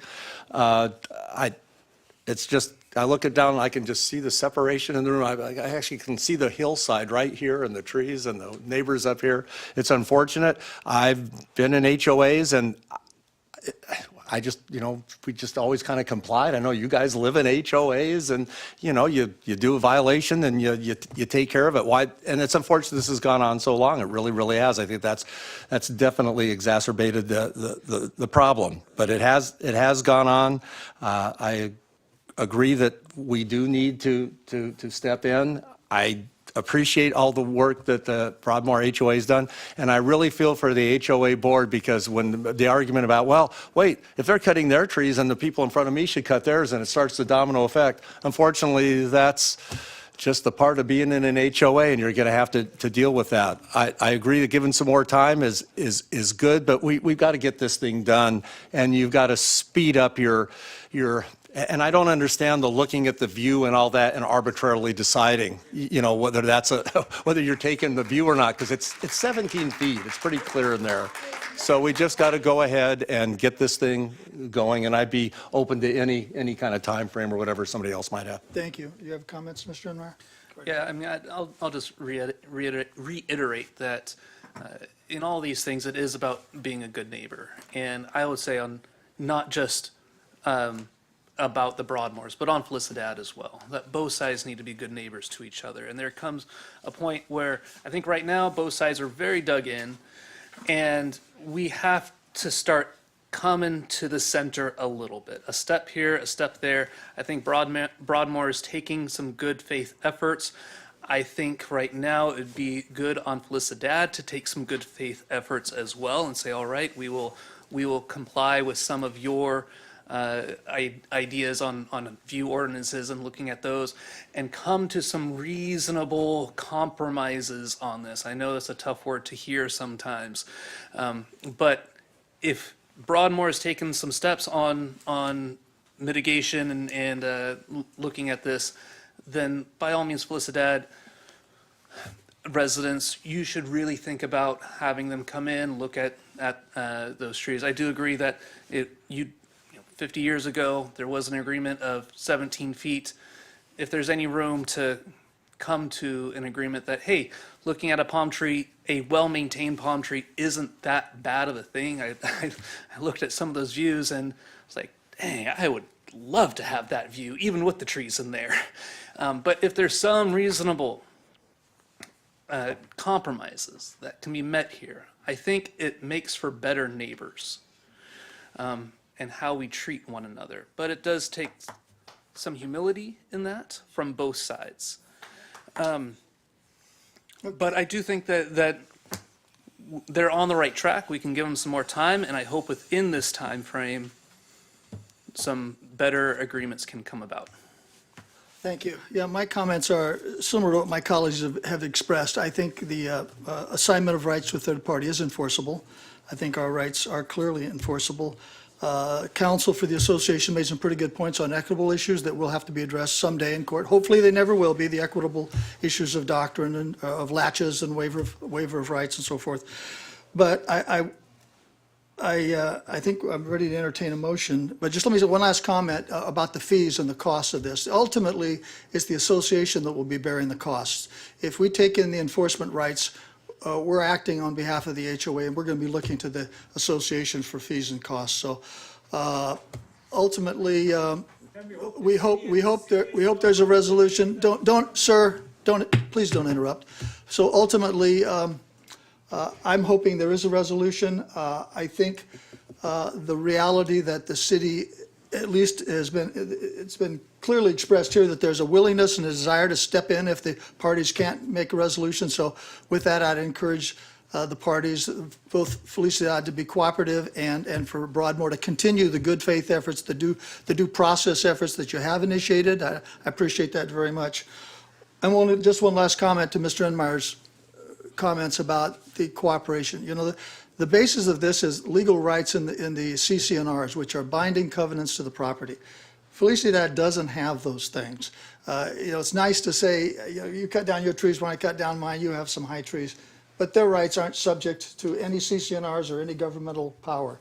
While it's nice to have good neighbors, we're looking strictly at the legal rights that exist in the CC&Rs and whether or not we're willing to enforce them. And I think the council has clearly said it looks like we're willing. So with that, gentlemen, I'll entertain a motion. There's been a suggestion for a continuance to allow the parties time to come to resolution. Victor, did you want to make a motion? I would make that. I think that's one of the recommendations. Yeah, one of them is the second one to September the 16th, 2025. I would move that. Is there a second? I'd second.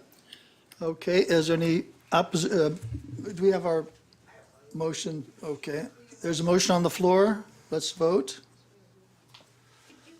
Read the whole resolution. That's fair. Yeah, The city clerk, Would you maybe like me read to it. read It's it, the Mayor? second, yeah, it's the second suggestion. Okay, well, let's see here. So it is, the city council is currently voting on, following the public hearing, they'll determine that the Broadmoor Association has initiated enforcement of its covenants, conditions, and restrictions, and continue the public hearing to September 16th, 2025, to allow the Broadmoor Association's process to continue according to their specified timelines, and direct the Broadmoor Association to abate violations prima facie, not subject to a determination that a Felicidad homeowner's view is obstructed.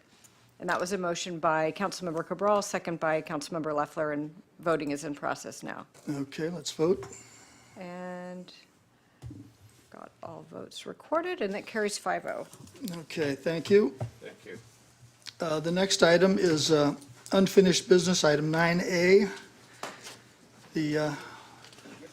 Let's take a 5-minute break for the pause for the cause, and we'll be back in at a quarter after.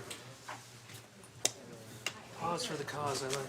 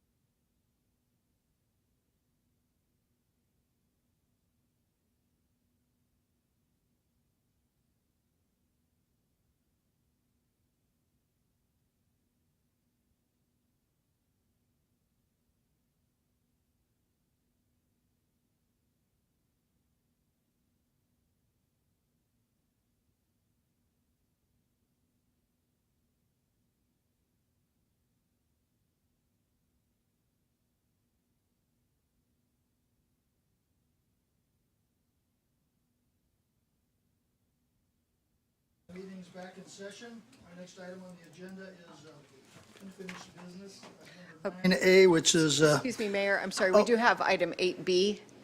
It's continued public hearing on consideration of implementing a non-refundable deposit fee for golf. thank you, Madam Clerk, for keeping me don't on. wanna miss Thank that. you on keeping me on track. I appreciate that. Item 9B, 8B. Wishful thinking. Wishful thinking. Continued public hearing on consideration of implementing a non-refundable deposit fee for golf tee time booking. Mayor, if I can make real quickly, rather than continue, if we could ask the council to table that. We don't anticipate that coming back. We believe we found a way to address this issue without having the council have to take further action. Thank you. Were there any public comments on this, Madam Clerk? There are no I'll public entertain a comments. motion to table the I item. actually have some discussion. Would you like to? Go right ahead. Yeah, I'd like to, I just wanted to clarify a couple things that, on how this was fixed. Okay, And go right ahead.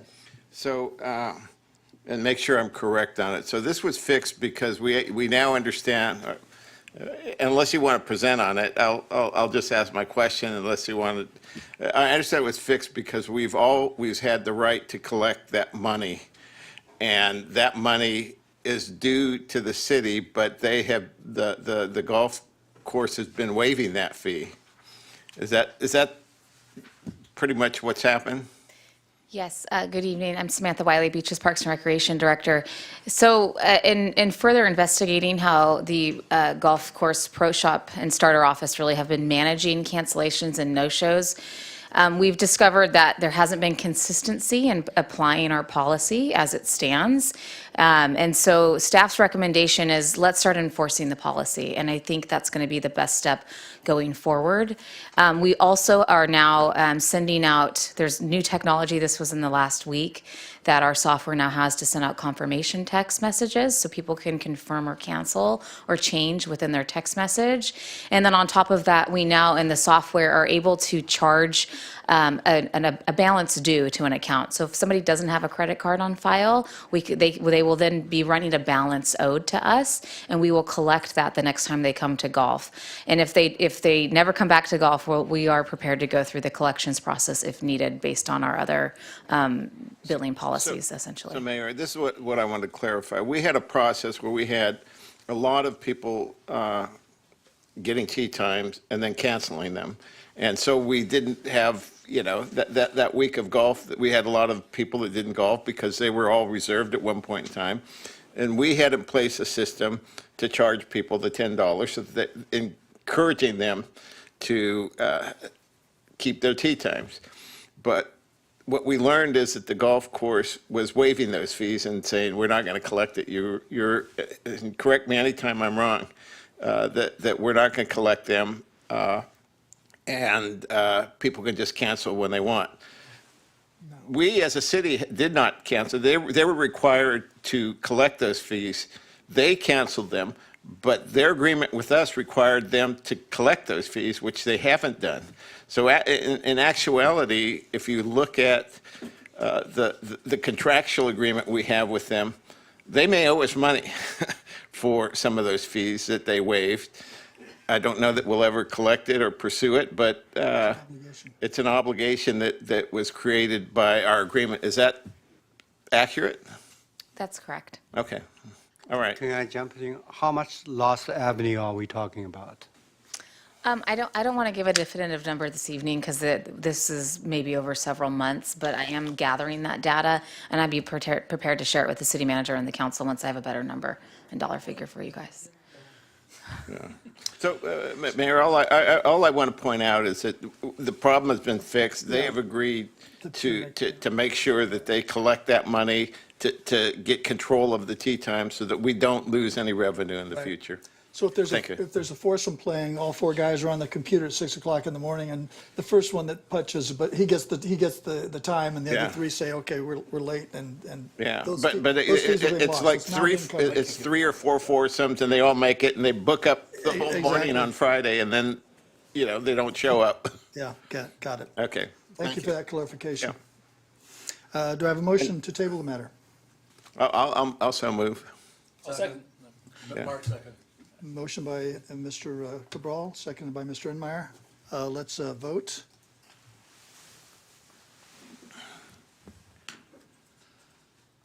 The motion to table the matter passes unanimously.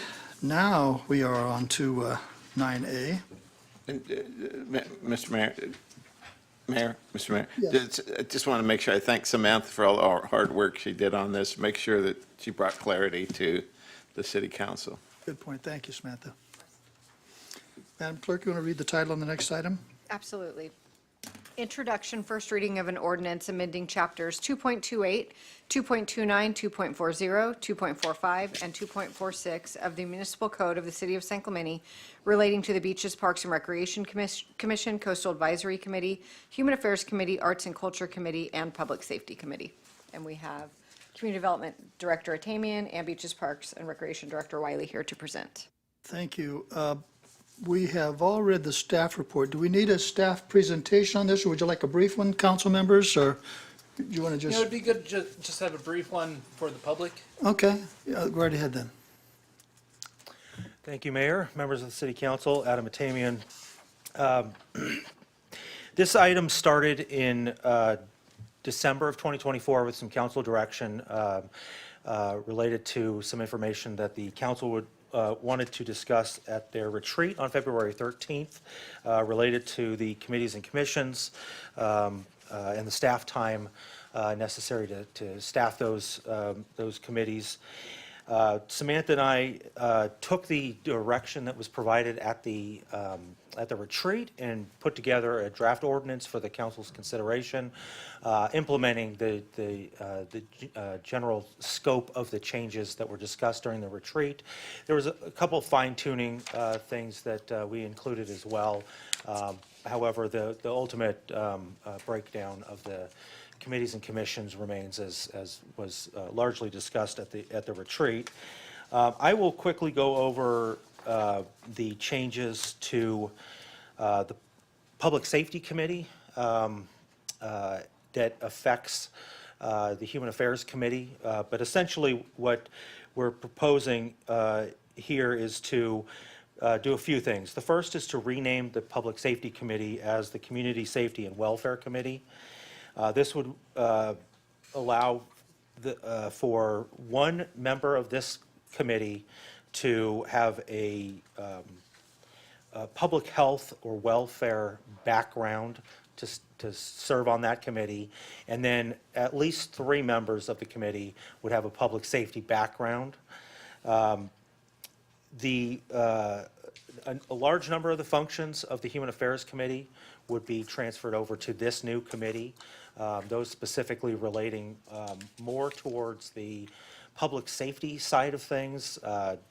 Over the years, e-bike regulations or e-bike safety, human trafficking issues have been discussed by the Human Affairs Committee, and so this would be pulling those types of things into that committee.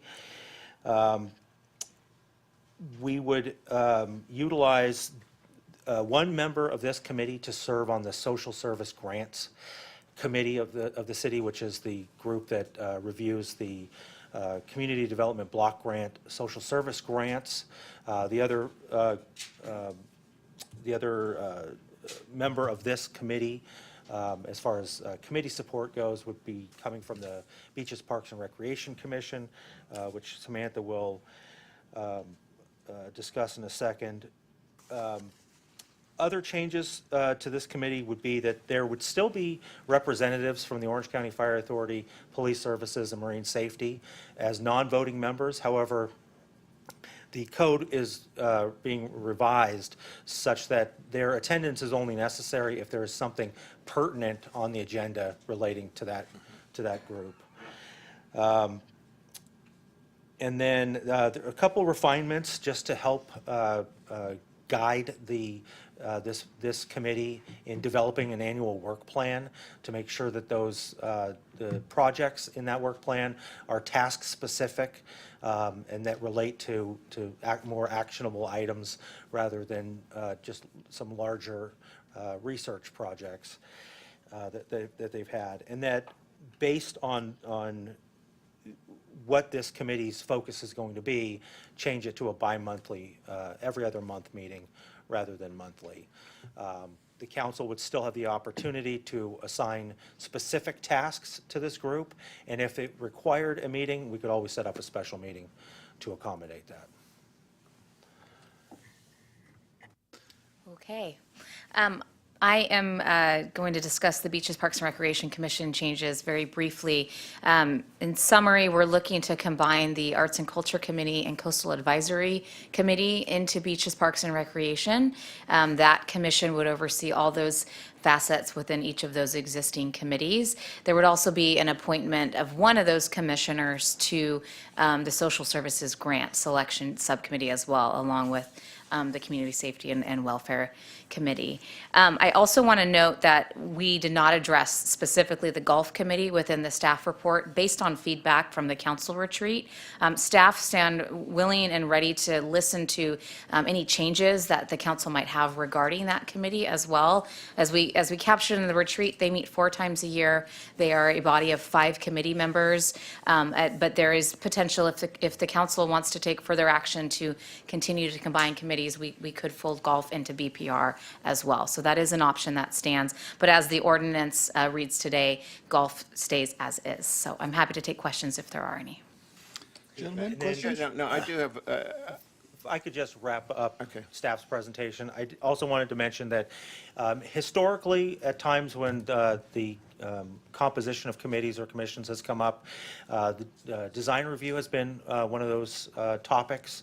The staff report does include a little bit of information about the provenance of that, but we did not provide any changes specific to design review, just acknowledging that that has been discussed. If the council would like to move in a direction to revise how design review occurs in the city, staff is more than happy to look at that. Their duties are a bit more cemented in the municipal code, and so it would require a somewhat larger code amendment, but staff would be happy to look into that further and come back with an ordinance addressing council's direction. Thank you. Mr. Cabral, questions? Go ahead. I do. I know we had briefly discussed at a previous meeting folding in the golf course committee. Would there be an issue in doing that and giving you more time to address at this bigger Beaches Parks Committee, the golf course issues? They're recreational activities, so would that be a problem for you, or? No, I don't see it as a problem. I would say, though, similar to what we have with the what is to be the Community Safety and Welfare Committee, I think staff would recommend we really appoint maybe 1 or 2 individuals who do have a golf experience. The golf course is its own entity, and there are a lot of nuances in that. So I think some level of golf expertise on the commission is going to be helpful as they work through different issues that might come up at the golf course. So I don't foresee that being an issue. Regarding the timing of it, I'm going to look to the city clerk because I know we are looking to advertise for vacancies. So we probably have time to come back for April, but Laura, do you want to opine on that? Yes, I need to bring a report to council by the second meeting in April in order to determine, in order to get the okay to advertise for vacancies and schedule interviews. That's per the MATI Act, so we need to do that well in advance of June. So I think if we bring an ordinance back April 1st and we have the second reading on April 18th, that would work. Regarding the golf, they only meet quarterly, and we have the leases up there in the not-too-distant future, and I think that'd be a good time to wrap everything together on our operations there. Yeah. Well, I'm not wedded to it. I've just raised it. I think it might. Ultimately, it needs to be considered in there. It is, yeah. I think, and I agree with you on that. I just think timing would be better, perhaps. All right. I'm fine with that. Any other questions of staff before we take public comments? Just a quick question. So right now, there are 7 members on Beaches, Parks, and Rec? And so we are not looking at increasing that number at all? No, it would stay at 7, but they would go to monthly, just given some, Monthly? additional content. And in that, we're looking for one person who has a specialty in culture, one person who has specialty in beaches, one person who has like these different things that we're combining together. I'm wondering, and maybe the council can opine on this as well, are we trying to put too much into these 7 people? Do we need to expand this to 9 people?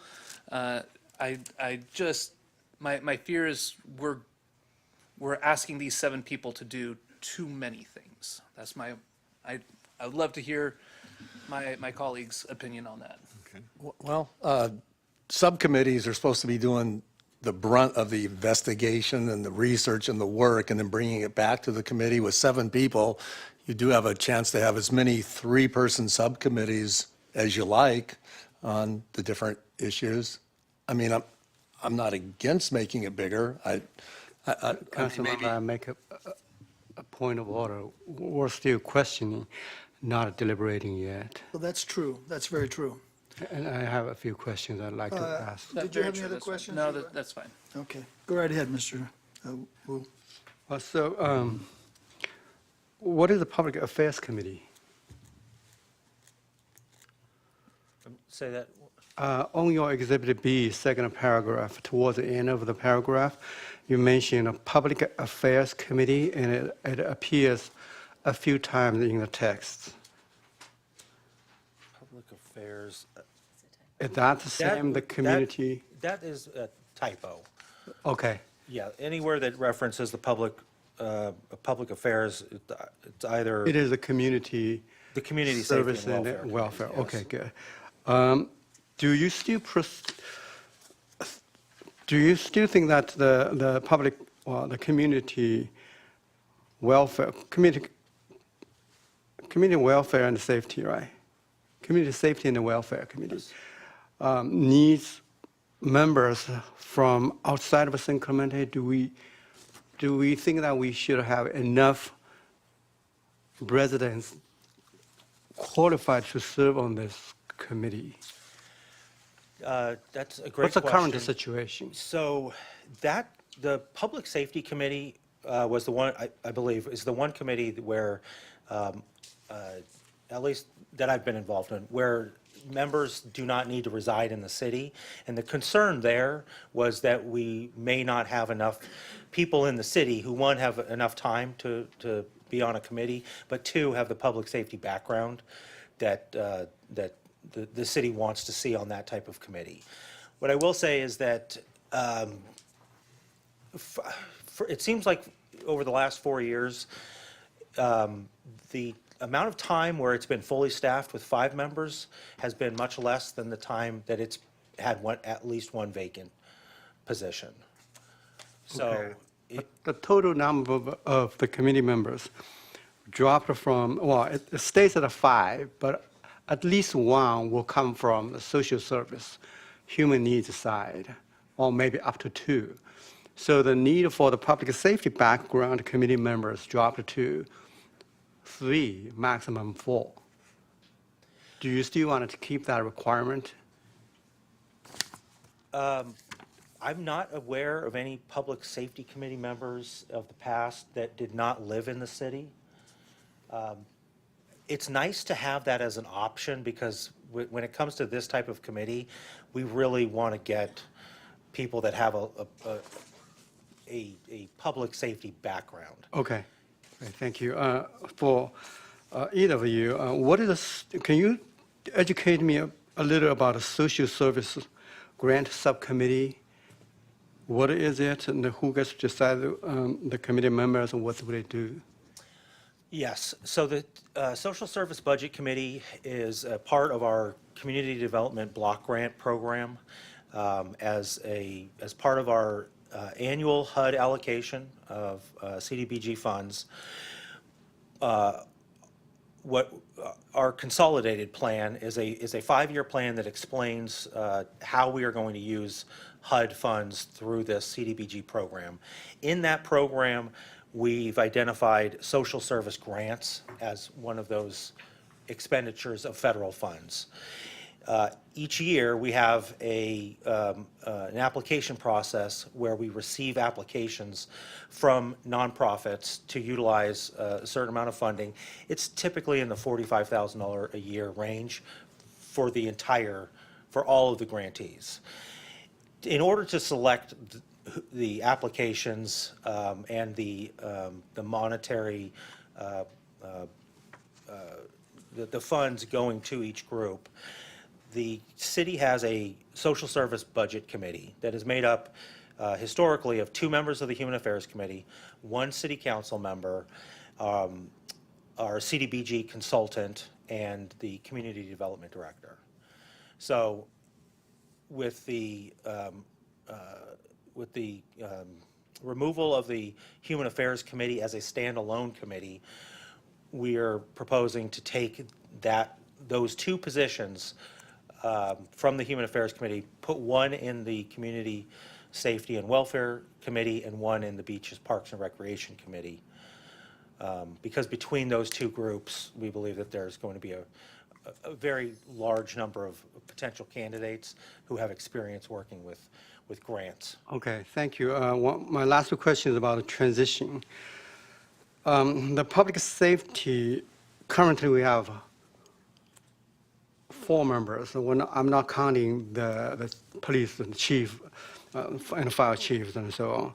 So 4 members, 2 are for 2 of them, the term is up next year. So it seemed to be manageable if we keep the 2 and appoint 3 new ones. But the Beach Park and Recreation Committee is a little different. We're essentially consolidating and combining all these committees and possibly golf committee also into that same 7-member committee. Do you recommend that we select all 7 members or just appoint the 3 vacancy?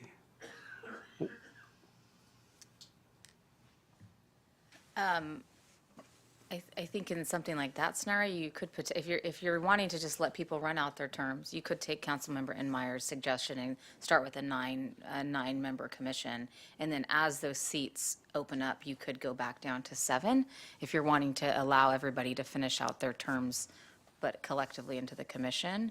I would leave it up to the council on how, if you do have to select fewer than are actually still appointed, you may want to look at filling all seats if you're not able to combine them, or you allow just whomever is left on the Parks and Recreation Commission. And Laura, I think there's 3 vacancies coming up for. There will be 3 vacancies. 3 vacancies for the commission, so you could fill those 3 only. Okay. As well. Okay, thank you. One quick question. Yes, go ahead. So the Arts and Cultural Committee, so is that gonna, what is that gonna be?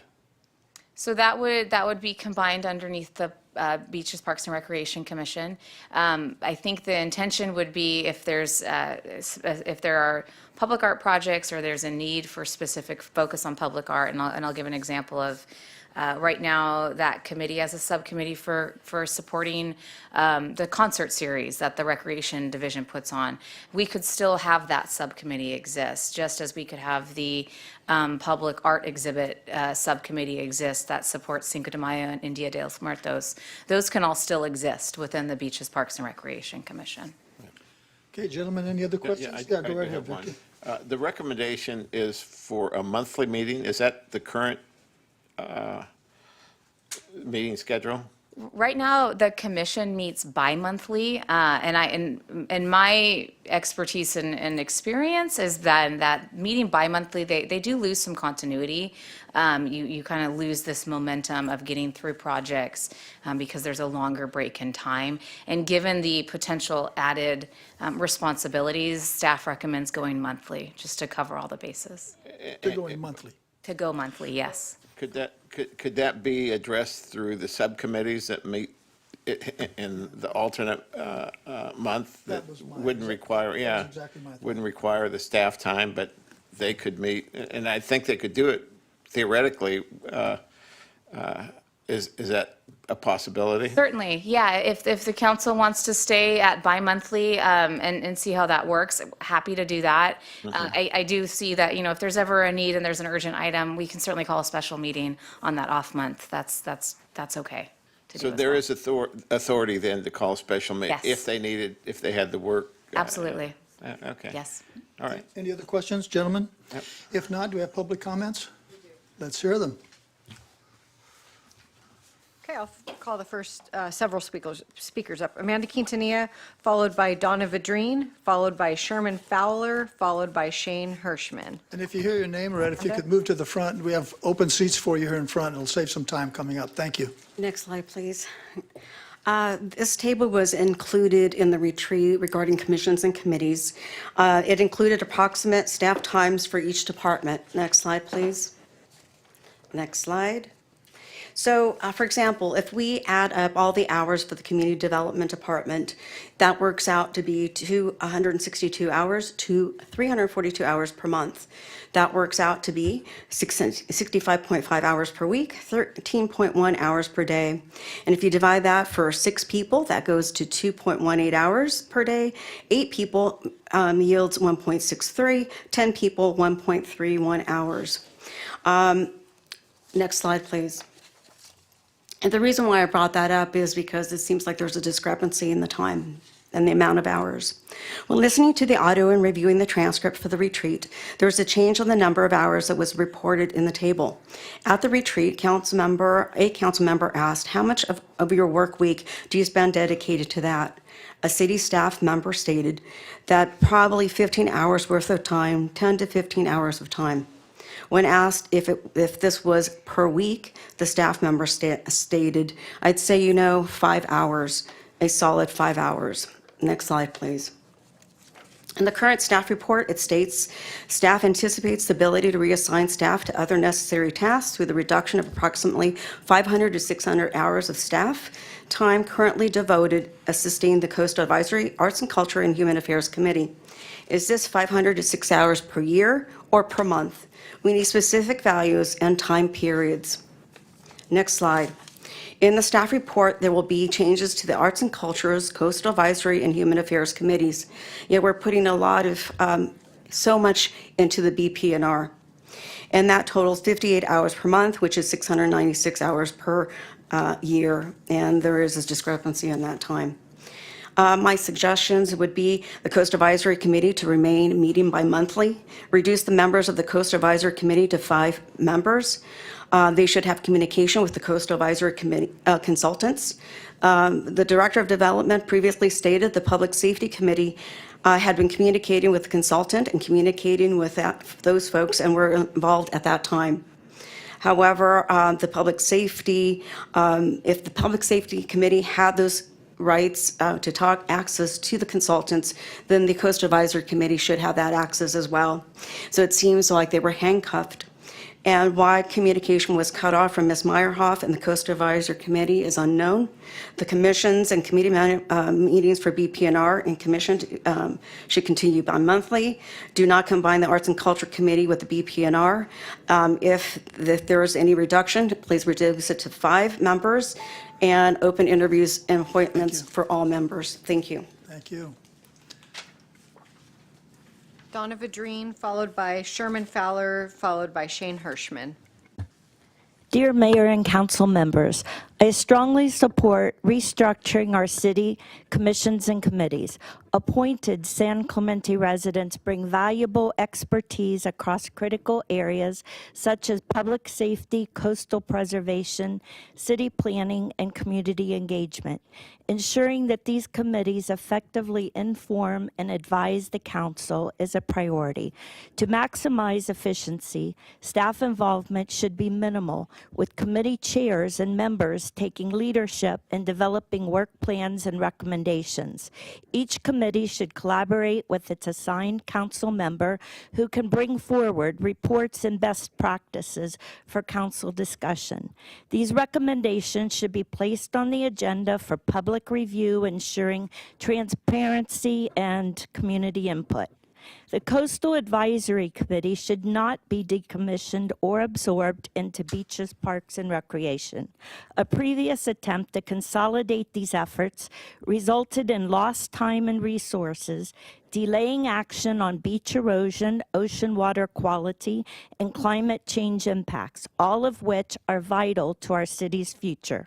San Clemente's economy and identity are closely tied to healthy beaches and tourism, making an independent coastal advisory committee essential to providing expert guidance on these issues. Public safety is about more than law enforcement. It includes public health and welfare. I propose renaming and expanding the Public Safety Committee, requiring 1 or 2 members with experience in public health and social services. This will allow for a more comprehensive approach to community well-being.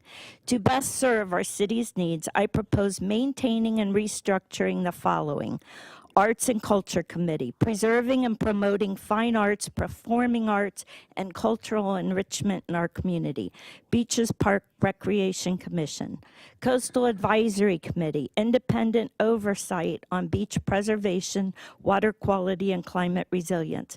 Golf Course Committee, Investment Advisory Committee, Planning Commission, overseeing city planning, design review, and public engagement. Community Safety and Welfare Committee, formerly Public Safety, addressing law enforcement, fire, marine safety, public health, and homelessness.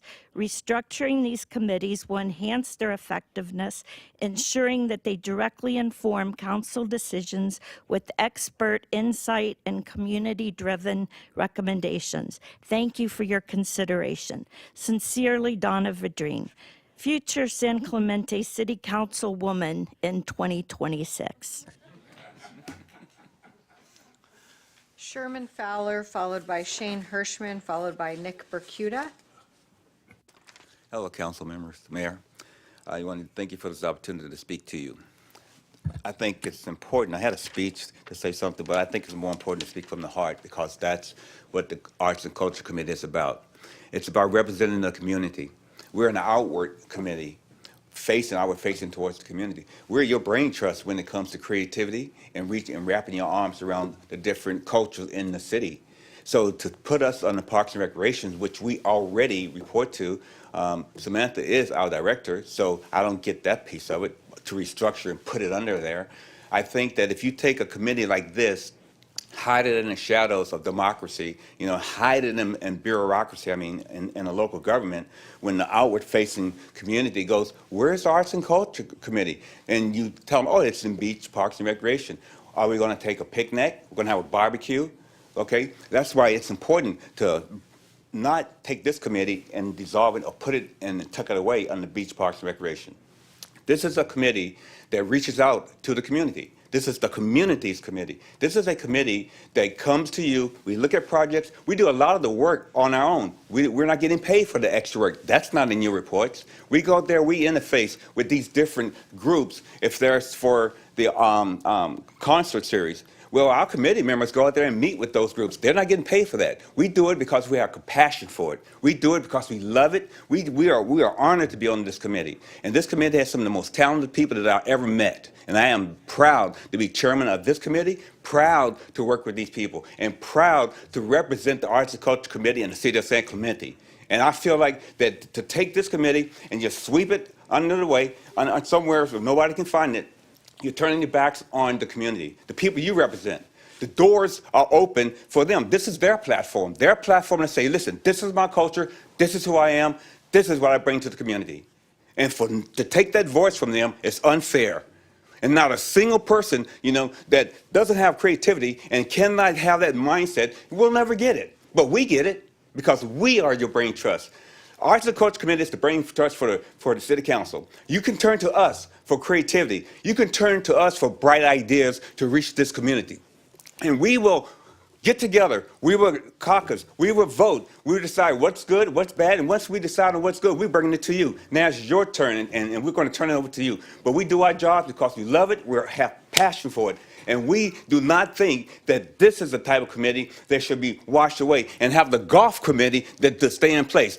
This is the committee that should be in place, not the golf committee, a committee that reaches the community, a committee that touches the community, a committee that gives a voice and a platform for every single person in this committee to come to the city and say, here I am, this is what my history is, and please support me in my culture. Thank you. Shane Hirschman, followed by Nick Berkuda, followed by John Dolegowski. Hi, Shane Hirschman. Yeah, I feel this agenda item hasn't had the proper input from our constituents or committee members. It was to be unreasonably decommissioned. Departments should be compartmentalized, relating to the arts.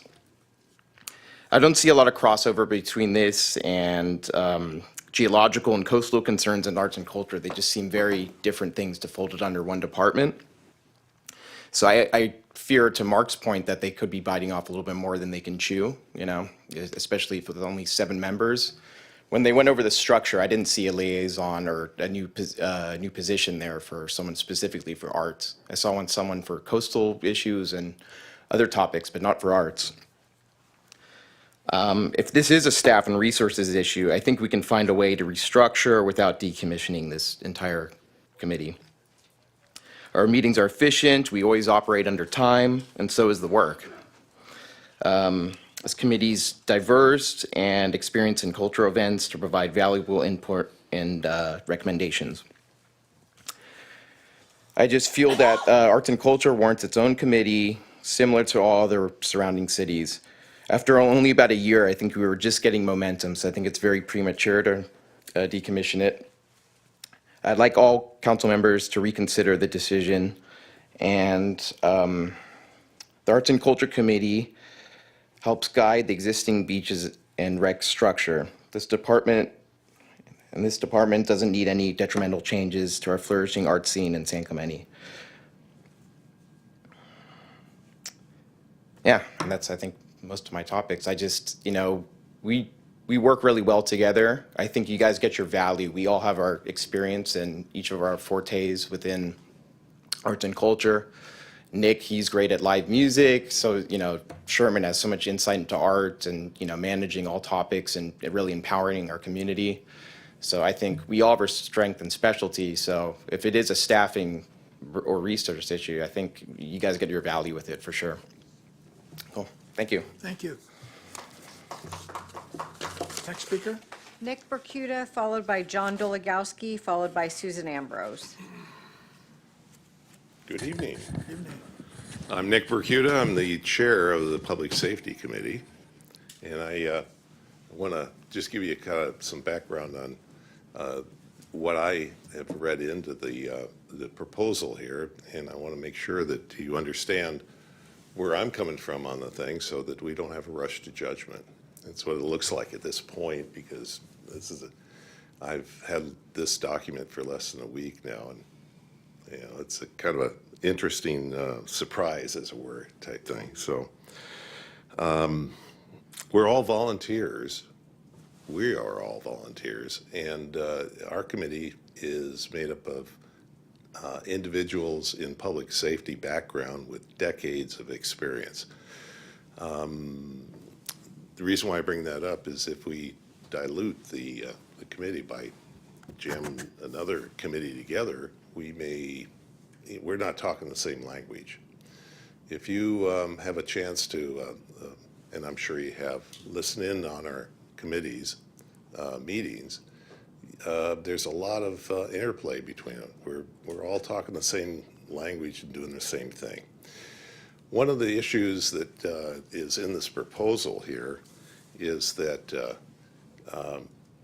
the representatives from police, fire, and marine safety should not have to attend unless there's something on the agenda. That is short-sighted. I think what we can do with that is if we had a representative, it doesn't have to be the chief, it could be the second in command, to represent the chief, but we need the representation. We're continually talking about public safety and things, and they they merge together in such a way that we're all talking about that overview. If there's a, in this proposal here, there's a talk about expenditures, money, because of a $55 stipend for each one of these. I didn't ask for that. We're all volunteers. Eliminate it. You can eliminate thousands of dollars that way. Come on. We don't need that. The other thing is the bi-monthly meetings. If the Public Safety Committee or the committee that you're proposing goes to bi-monthly, it really dilutes it down and we don't have continuity. And I'd like you to consider that one. That's important too. So in wrap up, I don't want you to rush to judgment on this. Thank you, I'm sir. out of here. Thank you very much. Next speaker. John Dolegowski, followed by Susan Ambrose, followed by Ed Queskin. Hello, my name is John Dolegowski. I've been a member of the Coastal Advisory Committee for the past 15 months or so. I thought that the decisions were already final in terms of how they're going to change the component of the Coastal Advisory Committee, but I didn't realize it was still under discussion. So I focused my comments mostly on how to work more effectively with our committee and to give some feedback on how things have gone over the past year. I do agree that I think the way the new committee is going to be structured with BP&R, that's a lot of content to be covered by just two people on coastal issues, going from a current committee of 7 people. And it appears that one of the major discussion criteria as to whether to refocus the committees were the number of hours taken or required by the staff committee. And I think in the case of the coastal community or the Coastal Advisory Committee, there were many presentations that were required by staff and their consultants because there was so much work going on. So I think that those presentations will be necessary to keep the public up to speed, even if it's really newly reorganized. And one issue that has made it difficult for us to get our work done is that it is very difficult to get the ear of the city staff because everybody is so busy that they simply don't have the time to meet with us. And so if there's a way to, I don't know what the solution is to that, but I just thought I would bring it to your attention. I think the city staff are doing a great job. I'm impressed with the quality of their work and the work their consultants do. One issue in particular has been the fact that Leslie Meyerhoff is the coastal administrator, as you know, and so she has become the de facto eyes and ears of and it appears to me the focal point for all of the coastal work. Yet, when we approach her, she tells us that she's been instructed not to talk to us. So it makes it very difficult for us to work cooperatively with the city. In terms of recommendations, I would like to have the opportunity for the members of the advisory committee to be more involved in planning the agenda each month. I think all meetings should be published in the San Clemente Times and on the website for the city. And I think that given the reduction in the number of members, that the Thank you, sir. okay, thank you very much. Susan Ambrose, followed by Ed Queskin. And Susan, while you're coming to the microphone, I just want to apologize. We've talked a couple times. I wasn't able to get back to you, but I knew you'd be here today, so looking forward to your comments. Thank you. I'm going to be mean and nasty right now. No, that's all right. Hey, no, I've got a smile on my face as usual when I look at you. I have looking at, and I'm sorry, oh, thank you. Yes, I'm wondering why I'm talking this high. the amount of grants that all of you have put your efforts to get for the things that we need in San Clemente, particularly in coastal issues, is, I mean, you should put an article in the paper and pat yourselves on the back. And of course, our city manager as well has stuck his head in, and not only with the California Coastal Commission, but with state, federal, county, local. I mean, you guys have really done a great job. So you really should pat yourselves on the back with that. And I know that will come back to you as well. With this part of the Coastal Advisory Committee, you know, I've been on this committee for a long time. I've been an advocate for the ocean and coastal issues for a long time. You know, I've been the person who helped set up the San Onofre Foundation, for example, for state parks. They knew I did that for other people, so I did that for them.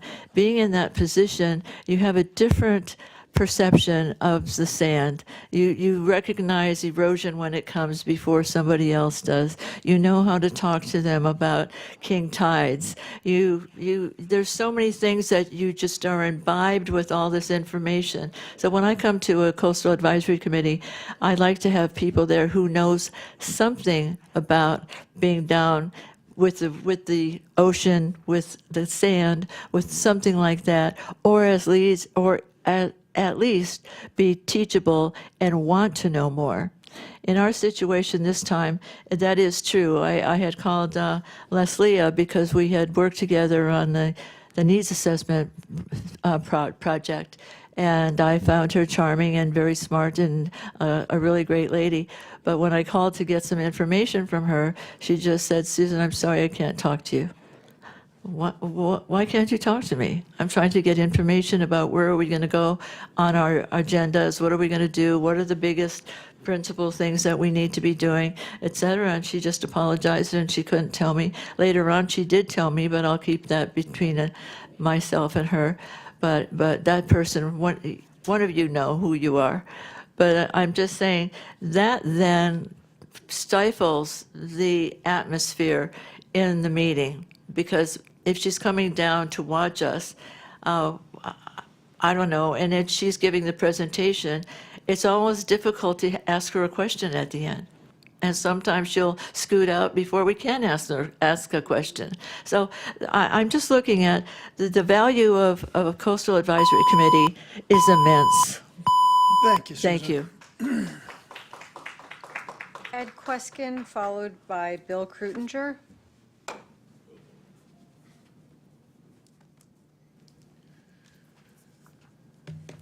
Good evening, council, staff, city attorney, et cetera, et cetera. Thank you for the opportunity. I am here to discuss more or less the function of the Parks and Recreation Commission as it's mandated in the municipal code. Hopefully you got a copy of a revised Exhibit A that I prepared, which I thought would be the topic maybe we could discuss. I used to be on the Parks and Recreation Commission 30 years ago, and it was a little bit of a different situation. We only had 5 members, but we met monthly, and we covered a lot of ground. We were responsible for getting a lot of budget things reviewed and then sending that along to the city council in our advisory capacity.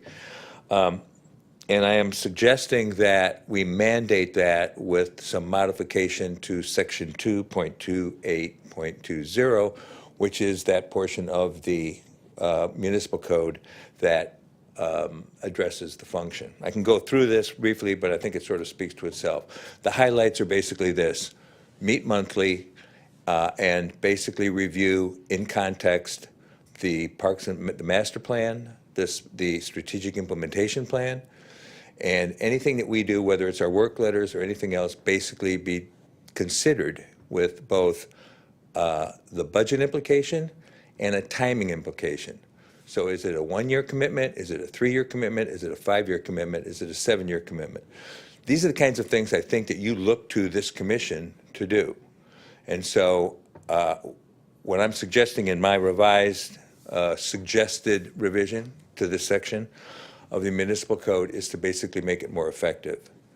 And I think, based on my recent experience on the commission, that this probably would accommodate it. By the way, I did suggest that there be designated, I'm agnostic on these other committees, but there certain members be designated. So for instance, there'd be maybe a landscape architect or an art historian, et cetera, to cover some of these responsibilities that the commission has. That's essentially this document, and if you have any questions, I'll be glad to answer. Can they ask questions?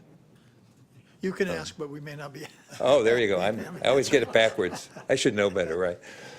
Okay, gentlemen, thank you very much for your consideration. I appreciate it, and it speaks for itself. And if you do have any questions, contact me. I'll be glad to clarify. By the way, there is a sheet that comes with it where I made comment about the revisions. So there was I did the document, and then I made a comment sheet, which kind of explains it. Okay? Thank you, sir. Thank you, gentlemen. Thank you, everybody. Appreciate it. Bill Krutinger?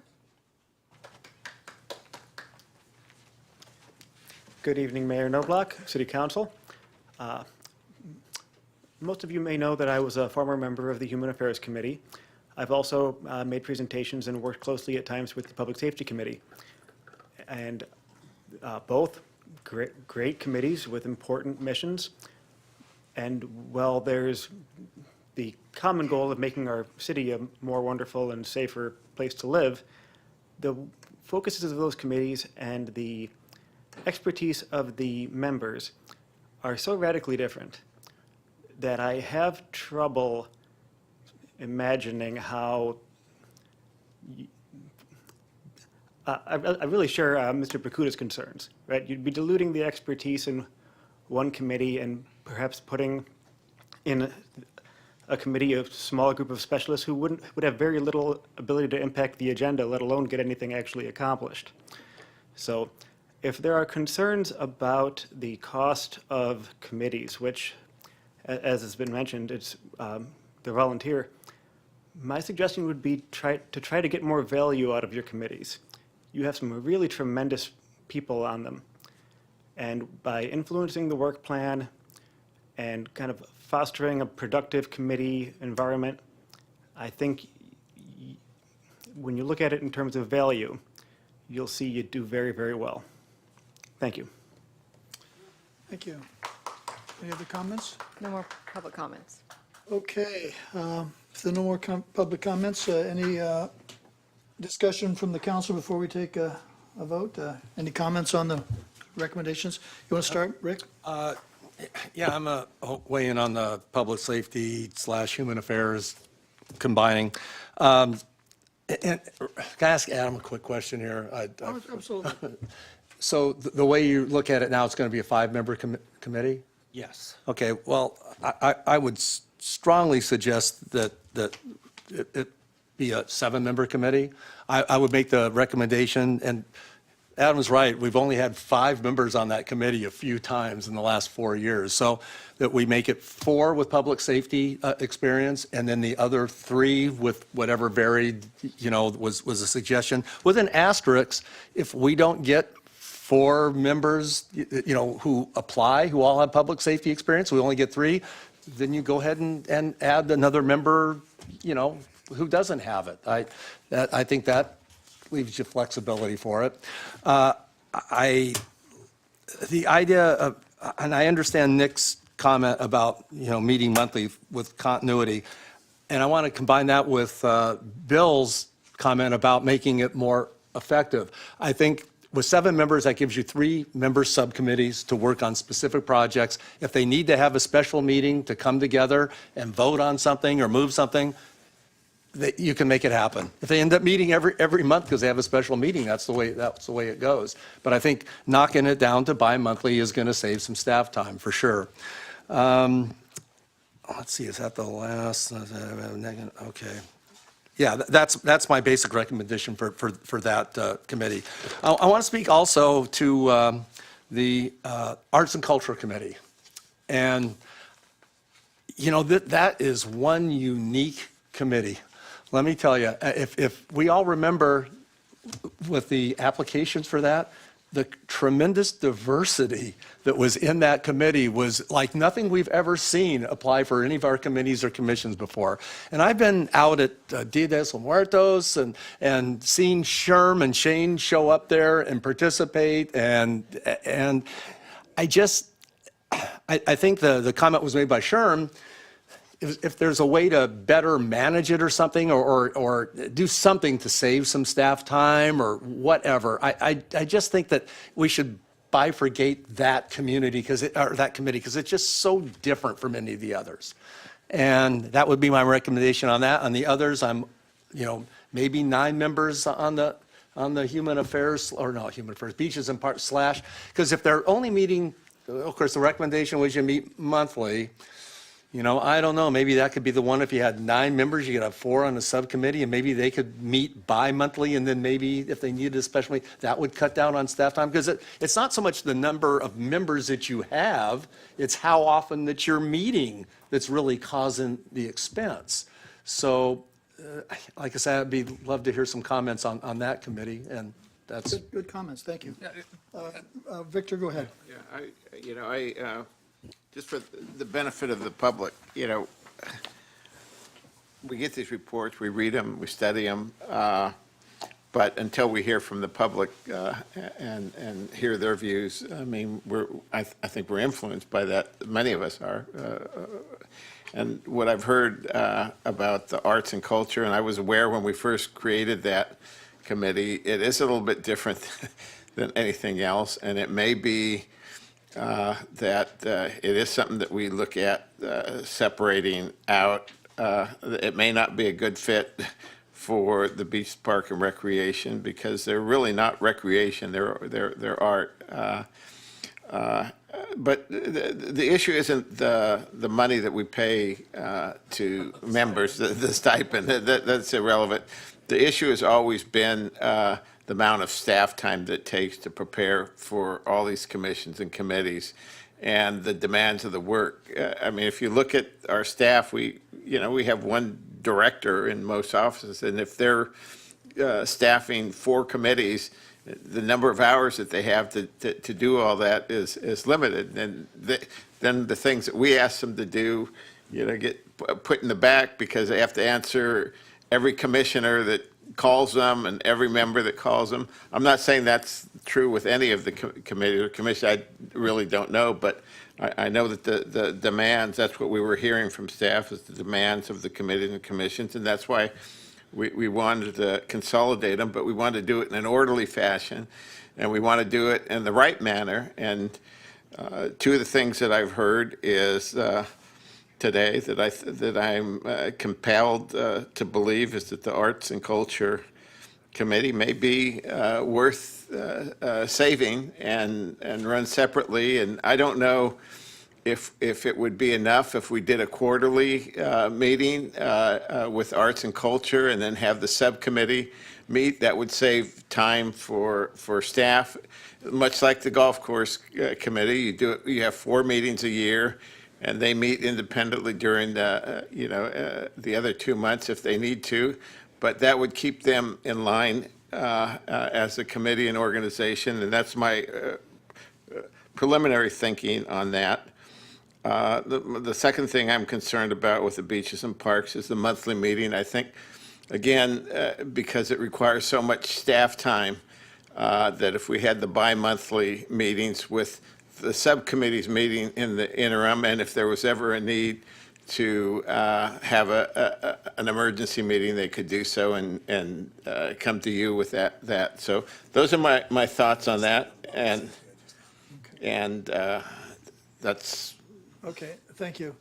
Rick, you wanted to add something to your comments from public safety? Go ahead. Yeah, and about the recommendation for not having the requirement that the police, fire, or marine safety come to every meeting, especially if we make it bi-monthly. Now you're talking about basically 5 meetings a year. And while I don't think that necessarily the chief of police or the battalion chief or the chief of marine safety need to come, I think this would be an excellent opportunity to where Chief could say, I'm sure Sergeant Streeter would love to attend the public safety meeting. See, I'm getting a thumbs up.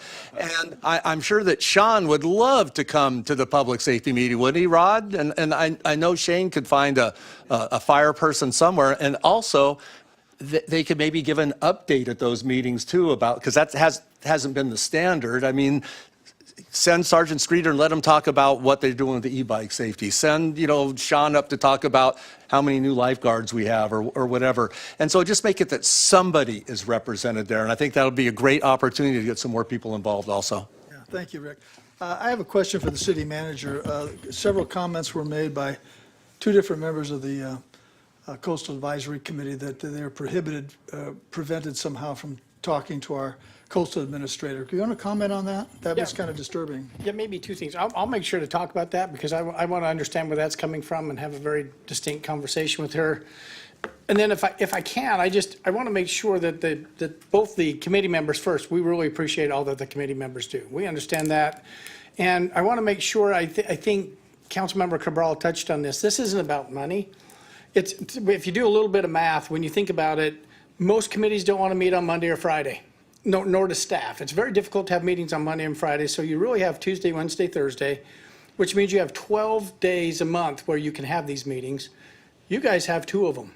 So we're down to 10, and if you have 8 or 9 committees and they're meeting on a monthly basis, you get to the point where you're almost having a meeting every single day. It gets almost impossible to keep up with. It's not about their good work or their effort. It's literally the ability of staff to keep up with the constant meeting almost every single day. That's all this is about, literally. They do amazing work. It's not about money. It's just literally having the staff to keep up with that many committees. That's the reality. Which gets back to the bi-monthly or quarterly meetings. Right, Spread that out exactly. more. Mr. Wu, did you have any comments before we take the just motion? a few short comments regarding the Community Safety and Welfare Committee. I think if we already have some difficulty to fill the Public Safety Committee with 5 members, expanding it, I don't think it's going to help that issue of finding enough qualified people to serve on that. So I would say on the Community Safety and Welfare Committee to include 3 public safety background and 2 social service, human needs, homelessness background. So the 5-member will work for me. Bi-monthly meeting is okay. For the BP&R, it does seem to be a mixture of so many different expertises. So I'm looking at arts and culture, coastal management, golf, if golf is also being folded into it, park and recreation, landscape architecture, facility operation, construction management and maintenance, possibly accounting issues. So there are, if we appoint one person with each expertise, we have a collage of 7, 8, 9 different people there. So it's lots of area, and it's probably a little hard to be very productive. So I think if I have to carve out some function, I would say, I would agree that arts and culture can be carved out from that pile, or the beach, also the coastal, and the park and recreation and the golf can be still combined into one different version of a beach, park, and recreation.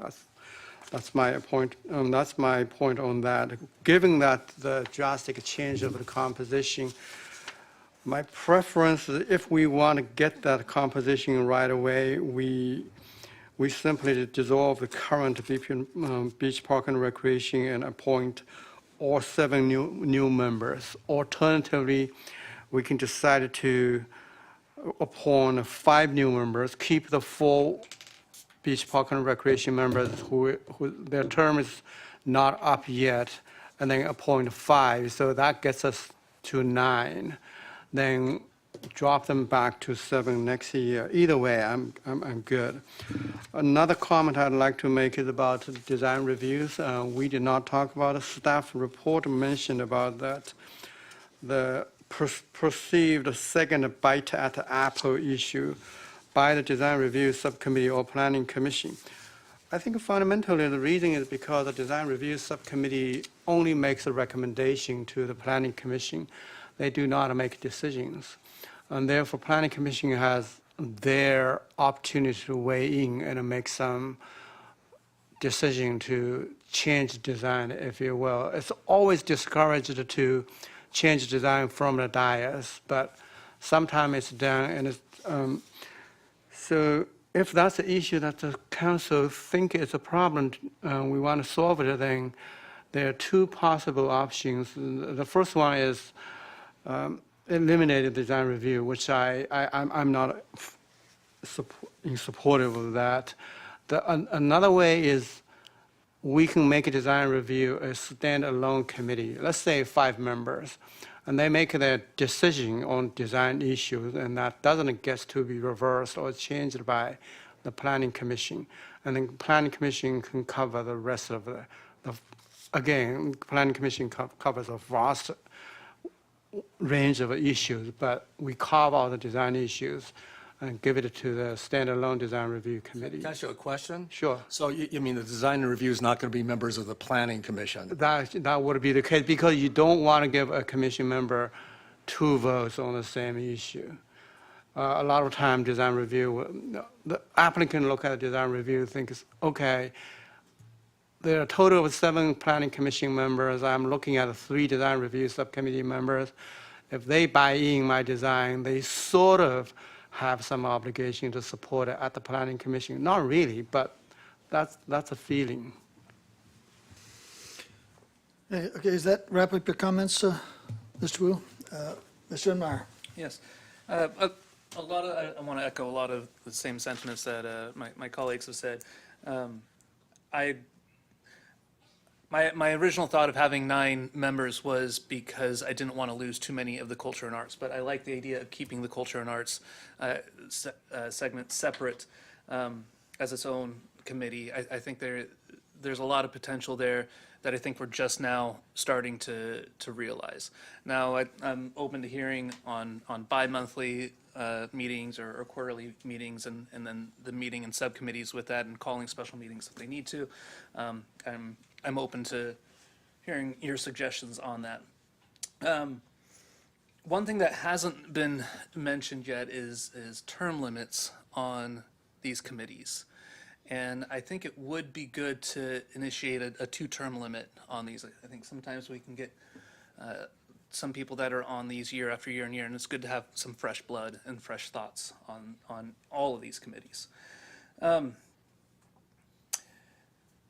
Yeah, the reason for combining the Coastal Advisory Committee, and they have done great work, and we were in a dire predicament when we formed this committee because we were losing so much sand and we needed so much help and so much expertise that we as on the council didn't have. But then we also brought on Leslie Meyerhoff, and she has done so much great work on this.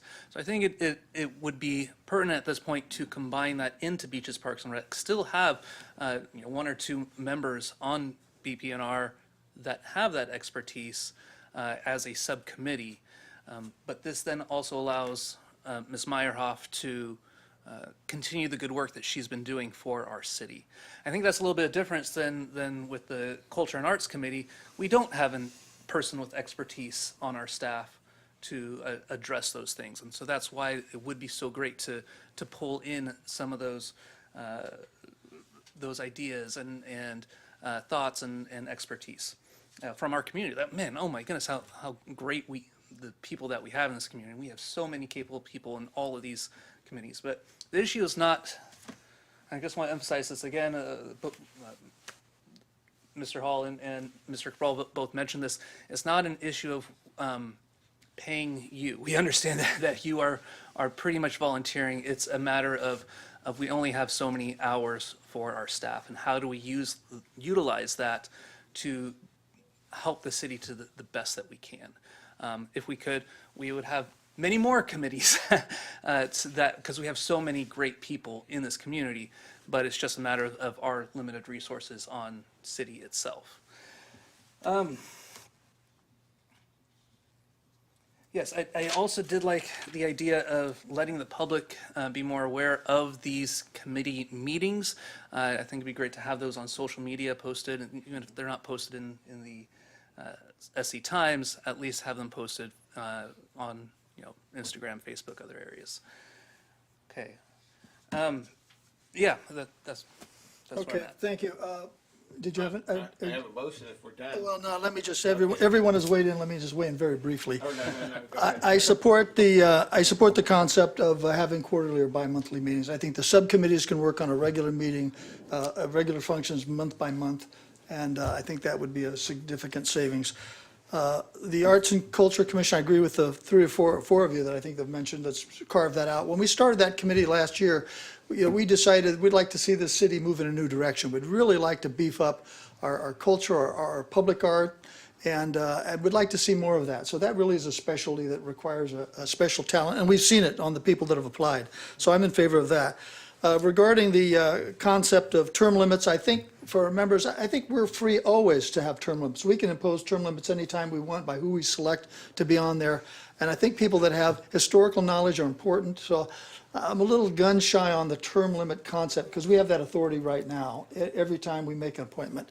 Regarding the design review subcommittee, I'm not in favor of creating another committee or commission. In fact, at our public meeting, our retreat, I asked this council if there was an appetite for eliminating the design review subcommittee, which I believe our prior director of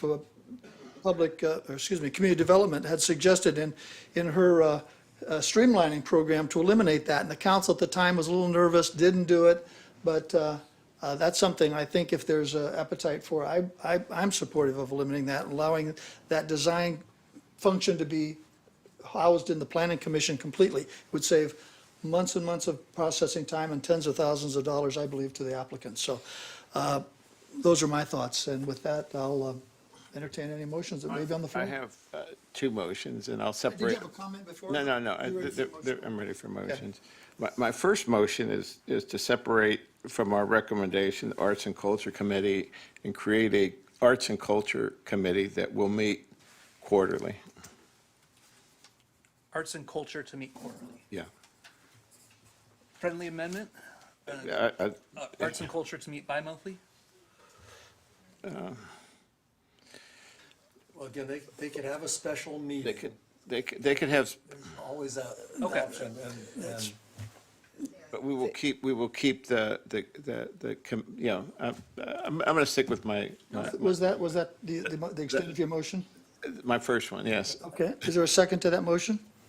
sure, I'll second I that. have a motion and a So, second. Mr. Mayor, just to clarify, Yes. that motion is to direct staff to come back with a Yes. different ordinance that would have that in it? Correct. Okay, thank you. Exactly my words. Okay, we have a motion and a second. Let's vote on that with your machine.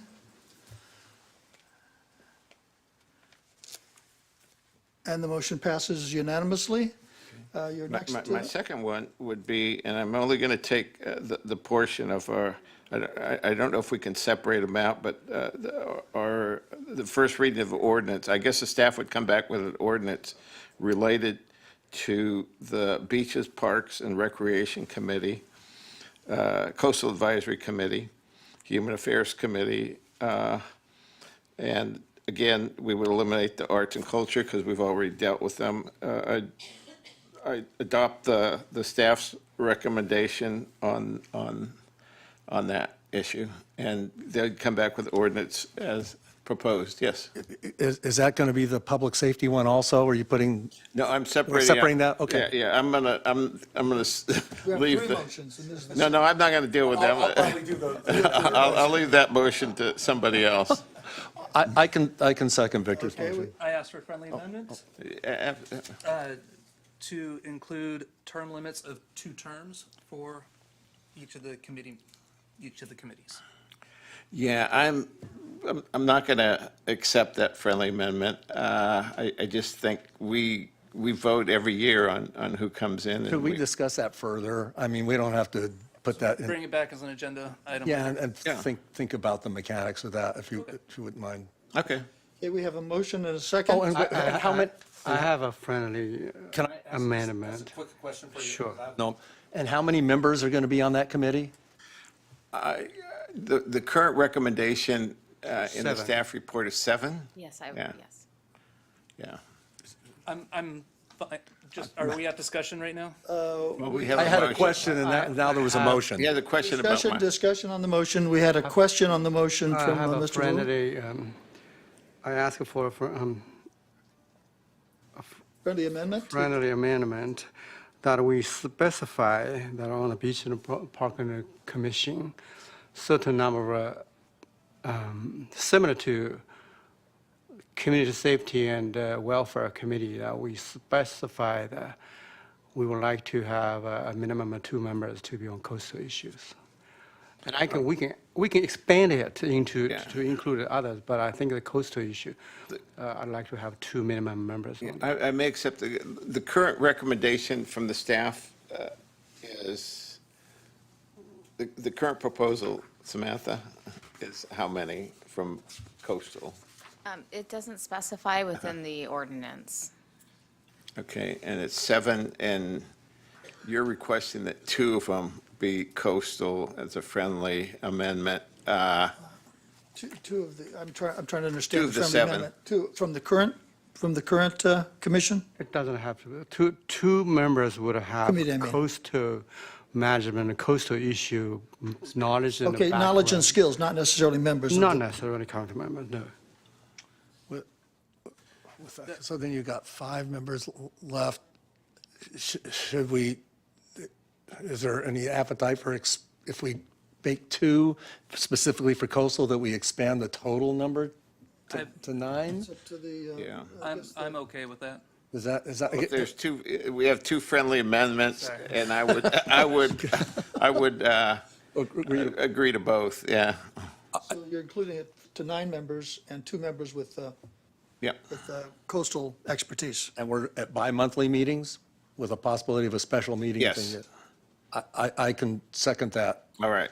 Okay, we have a. Clerk, that's an pretty amended- clear, right? An amended motion with 2 friendly amendments, and we have a motion and a second. Do you want to reread the motion? I was just saying, let me just read it one more time. So arts and culture, we separate that out. They meet quarterly. We've gone through that vote. The second vote is for the Beaches, Parks, and Recreation Commission. This includes Coastal Advisory Commission, or Committee, and Human Affairs Committee. We're going to expand it to 9 members and specify that 2 members of Beaches, Parks, and Recreation Commission must have experience with coastal issues, and they will meet bi-monthly. Is that? You forgot my other clarification, that we bring back the ordinance at the next meeting. Exactly. We'll bring back the ordinance. Yes, Exactly what I absolutely. said, remember? Yes. Exactly what you said. Yes. Thank you. We have a motion and a second. Hold on, just quick clarification. Discussion on the motion, or? Just quick clarification.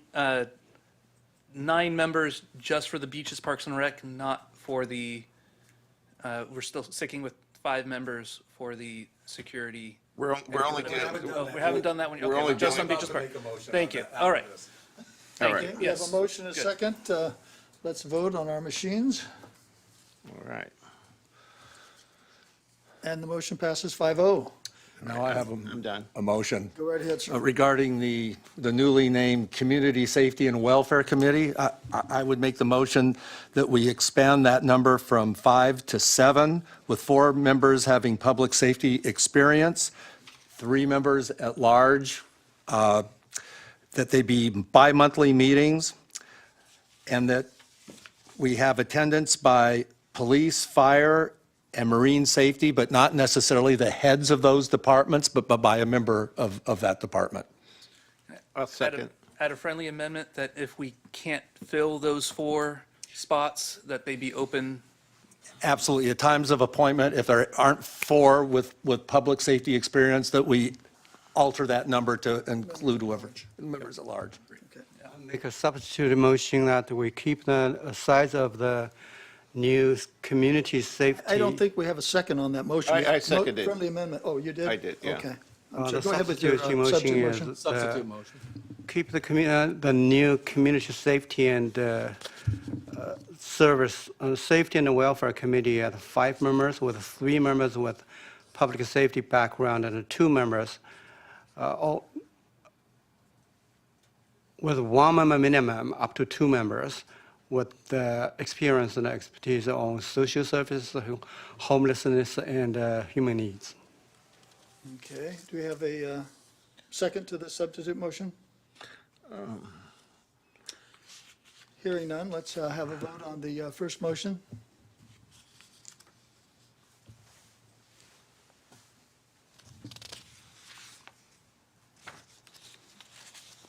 That motion passes unanimously. Thank you very much.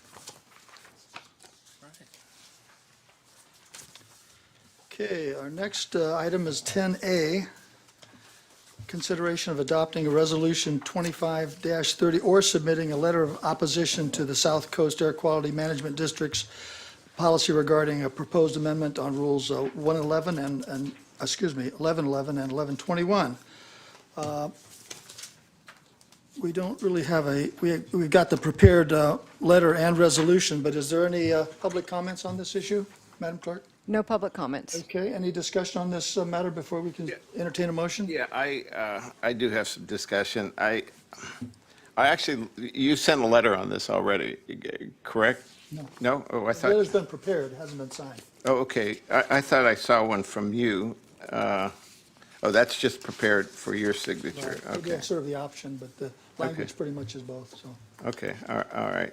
Yeah, no, I think it's the right thing. I would only add, it may not be necessary because the White House has sort of put their own policy out that establishes that the national interest of our country of America is to unleash affordable and reliable energy and all natural resources, that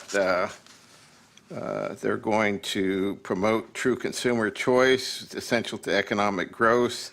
They're going to reverse, where appropriate, waivers of function that limit gasoline-powered automobiles, considering the elimination of unfair subsidies of other ill-conceived government-imposed market distortions, to safeguard Americans' people freedom to choose a variety of goods and services, including but not limited to light bulbs, dishwashers, washing machines, gas stoves, water heaters, toilets, shower heads, and to promote market competition and innovation with the manufacturing of appliances in this industry.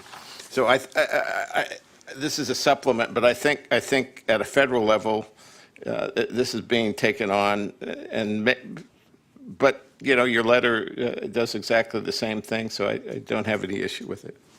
Yeah, I think in light of the many state jurisdictions pushing back on the Trump administration's policies, this may be a good way to message our state government, at least our regional government in their quality district on this issue. So, any other comments on this matter before we entertain a motion one way or the other?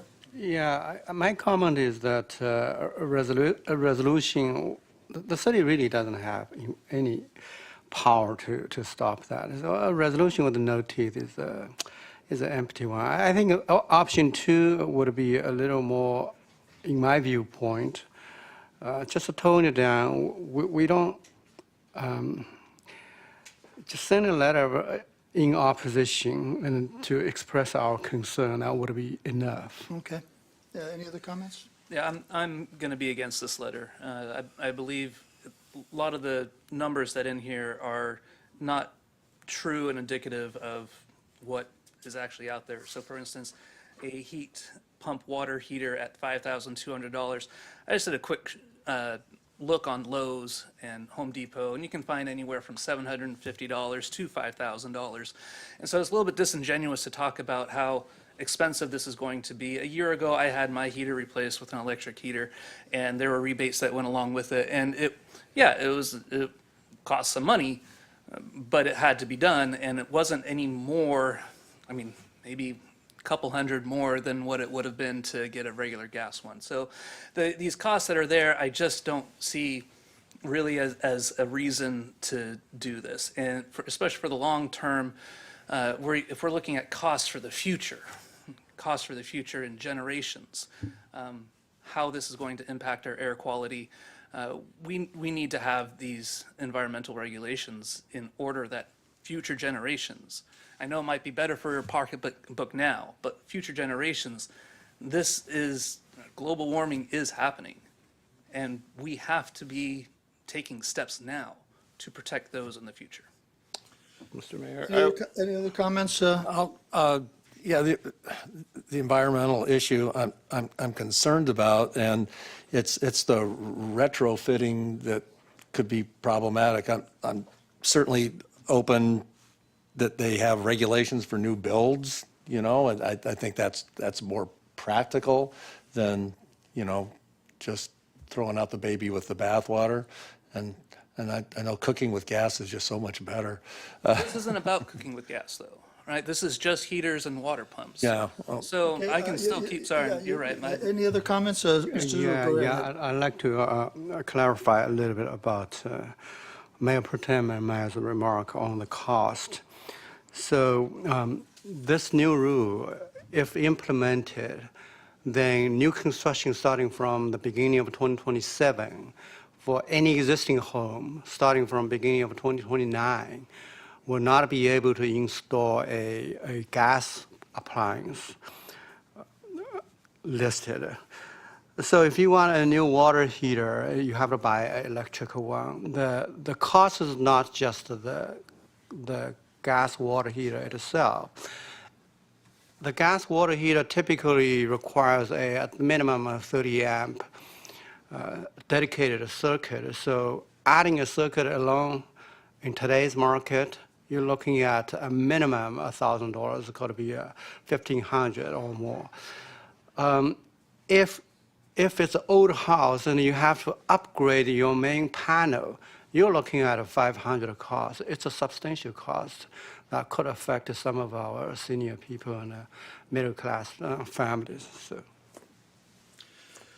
Okay. Yeah, just regarding the costs, I mean, I will only tell from personal experience, I'm getting a new heat pump and air conditioner at a cost of $55,000. So those costs are real.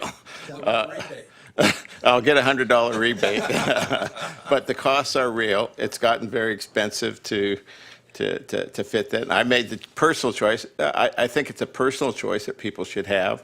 It shouldn't be forced by the government that you have to do it one way or the other. Yeah, I agree with the comments that have been made about costs. It's not about the cost, it's about government overreach. I think, the environmental issues, it was all about government, it's all about global warming, and there was no evidence of that. So it was global cooling, and there was no evidence of that. So they just said, well, climate change, we're going to fight the weather, whatever it is. So I think this is liberal government think to the extreme, and I would ask our council to allow me to send the letter that's attached to our exhibit. That's a motion. I'll make a I agree. I'm going to vote for this motion. I think the letter is most cities have sent some letter, but I'm not going to buy into the total liberal conspiracy about this. I just think it's the right thing to do for that. I think the letter is fine. I would just add one more thing. There is another cost, and that's cost savings over time. And that's not. There's a motion on the floor. Everyone else had 2 chances to speak. Do I get 2 chances to speak? No, we've had our discussion. I don't get 2 chances to speak? Everyone else does, though? No, we're discussing the motion. Are you discussing the motion? Yes. Oh, go ahead then. I thought you were. I mean, you got to discuss it too, right? There's a motion on the floor. Yeah, so I'm just saying there's a cost over time that we're not considering as well with this. That's all I wanted to say, is that there's a cost savings that comes along with electric utilization and savings in energy as opposed to gas. And that is something to think about too. Okay. We have a motion. I made the motion. Mr. Leffler seconded. And just for clarification, that motion was to send the letter, not the Send the letter, resolution, not the correct? resolution, Okay. correct.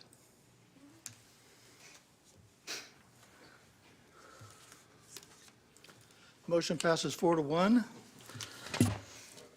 The next item is 10B, dealing with the city's discussion about the contributions to the Marine unit and how much we budget for that.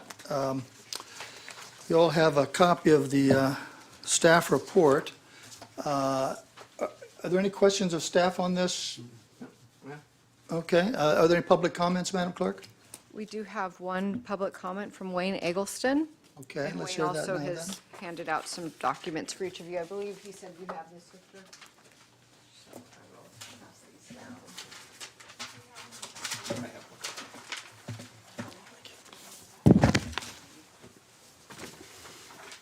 Gosh, I'm glad I'm not on city council anymore. So are we. I beg your pardon. I heard that. I want to thank you for your support of the Marine Corps since 1996, when the city of San Clemente adopted 2nd Battalion, 4th Marines. The majority of the funding should always go for 2-4 and the chamber and the barbecue. We can and we should do more. By the way, the funding does not go directly to the Heritage. It goes to the Marines. If it goes to the Heritage, it only goes because of a prior approval and an invoice. Just for your information, you may not know this, but 2-4 is moving from San Mateo, which is the north part of Camp Pendleton, down to Mainside for a year, and then they go on deployment. We hope they come back, because Mainside is 50 minutes or to an hour away from us, where right now it's 15 minutes. There are, I wanted to be sure to let you know that we have a number of community projects that other battalions do in San Clemente. This is the 2-4. They're doing the ditching along the beach trail there. Next slide.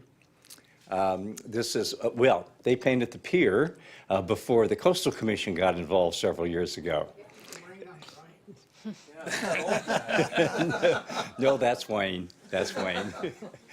Could we go back to the first slide, because that was very, yeah. Is that the first slide? Okay. And then the next slide, and keep going. The next slide, and the next slide.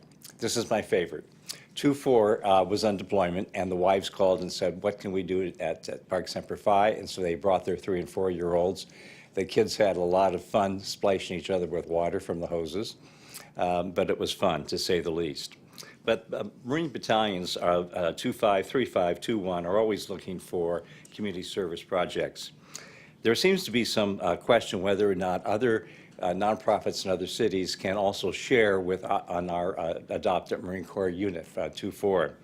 We share 2-4 with Pacific Coast Church, the Marine Corps League, and Dana Point Marine Support Group. The Pacific Coast Church provides community outreach to 2-4. Regarding 2nd Battalion, 1st Marines, this is the battalion that suffered in Afghanistan. And this is when 1,500 people from San Clemente marched from Avenida Del Mar down to Park Semper Fi for an impromptu ceremony when they lost 9 Marines and 1 sailor in Afghanistan at Abbey Gate. The city received many calls after that happened, saying, what can the city do to help 2-1? The Marine Corps League stepped in. We at the Heritage stepped in also. And in return, 2-1 has provided community service projects here in San Clemente. I spoke to one of the council members from 2-1's adopted city at a Marine Corps birthday ball and asked him if we could help 2-1 out. And he said, absolutely, the more the merrier. They have limited resources, and he said, please help us out. And the Marine Corps League and the Heritage does that. So we share. But of course, we would not adopt another city. Wayne, the timer has gone 3 minutes, although it's not registering, but it's gone 3 minutes. It's gone already. Oh, my Yes, sir. God, it says 3 minutes. Yeah. Anyway, thank you for your support, and I'm here to answer any questions you may have. Thank you, Wayne. Thank you, Mr. Mayor. I just wanted to note for the public that the materials that were passed out by the speaker are available with the city clerk. Thank you very much. Mayor, Thanks. Mayor, I have some question for the staff. Go right ahead. So for this bill, $3,500 to Bella Colinas Golf Club, did the city order any service from it?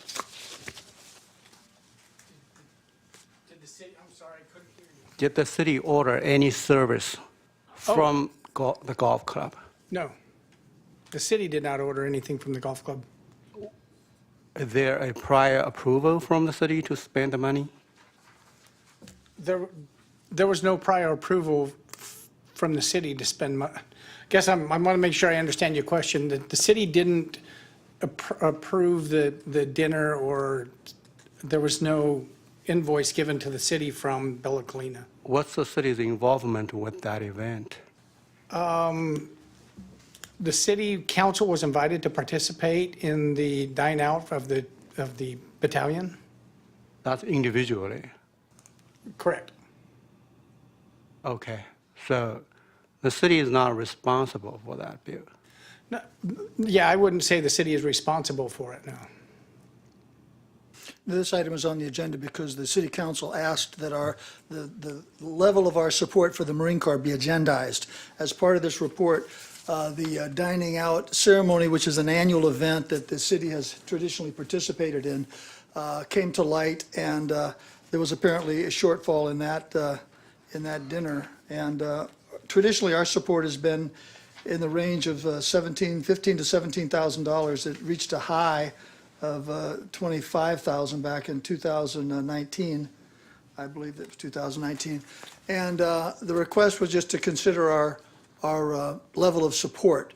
And I guess my question for staff is, if we kept the level of support where it is and we didn't change the overall level of support, which is currently $17,000, we've currently expended about, what, 10, 11, 12,000 of that? Yeah, you had a chart in your packet. Maybe you can pull it up real quick. I threw it on a quick. I see it right here. Oh, yeah. It's 12,000. Yeah, so We're budgeted 17.5, we've spent 12, which means we have $5,500 left in our budget.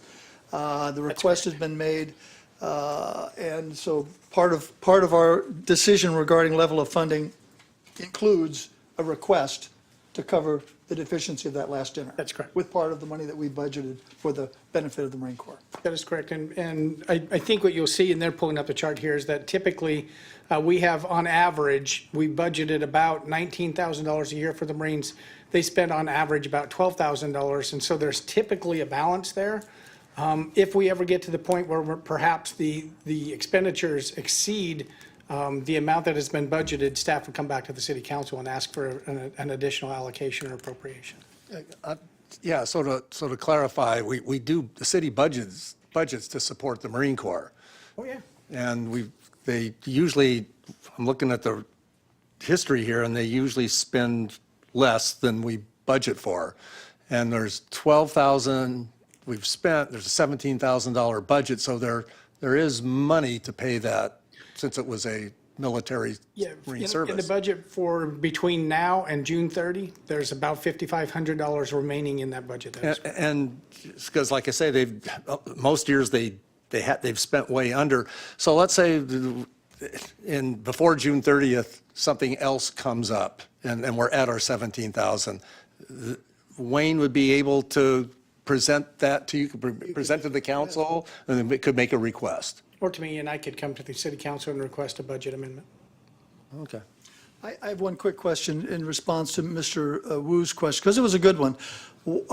This event that takes place annually, dining in, dining out for the Marines, were we not originally requested to contribute to that particular event? I think we were not only invited, but I think we were requested to participate in the event. But it didn't somehow get on the agenda before the event? Well, I'm just wondering about the timing. Victor, do you have some insight there? Yeah, I would only say, this money has always been spent on the 2-4. That's the difference. The 2-4, the city has adopted as our Marine battalion. The money for this dinner was not for the 2-4, it was for the 2-1, which is a group that we haven't, as a city council, decided to adopt. But we could decide to adopt a new unit today. But there may be other activities that we have to take up. They're on deployment right now.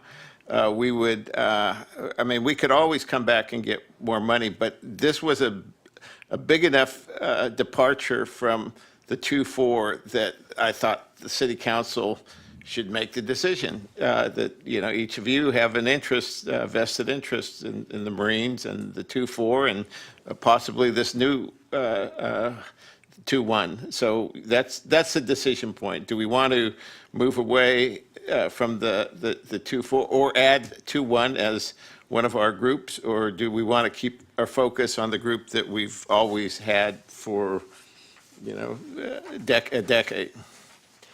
And I don't, Yeah, good question. yeah. Any it's a other question. thoughts or discussion? Well, my point is, we have a budget. There's no argument that the Marine deserves our support, and not enough money is there.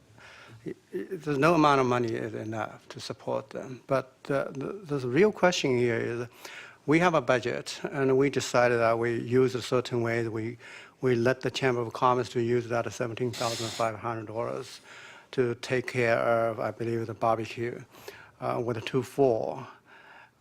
So when this foundation took on another project or program,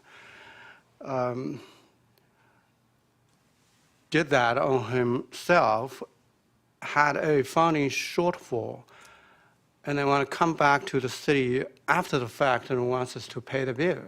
Is that what it is? I'll make a comment. Sounds like that's, Well, is that So- it? I don't think there is a shortfall. No, I think it might be being mischaracterized a little bit. There was information that they wanted to have a dine-out for a unit that was different than the unit that we have supported in the past. At least that was my understanding. And I'm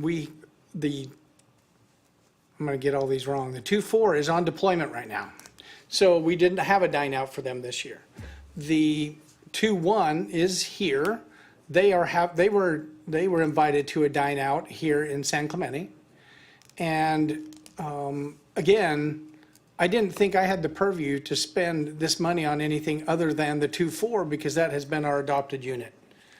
So it's, I was informed that they'd be having the dine-out before it occurred.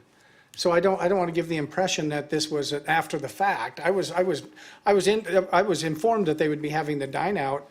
It was just for a unit that we haven't supported in the past, and so I didn't feel like I had the clear authority to just start giving money to a different unit. And so we organized through our Marine liaison, Councilmember Cabral, some meetings with the Marine Corps to find out their thoughts on whether or not we should support multiple units or stick with stick to the 2-4. Certainly that's a final decision for the city council. The information that we got from the liaisons were stick with the 2-4. They're your group. They adopt you as much as you adopt them. That's kind of what we heard from them. Now, that doesn't mean that the council can't support other units or other activities for the Marines in our community. I just wanted to make sure that the city council was part of that decision because that traditionally, the 2-4 has been our group. Good point. Let me ask the Marine Corps liaison. A request of this kind is sort of like supporting the San Clemente High School athletic program. The football team needs some money. We've supported them, but they're okay. But the wrestling team now has a pinch.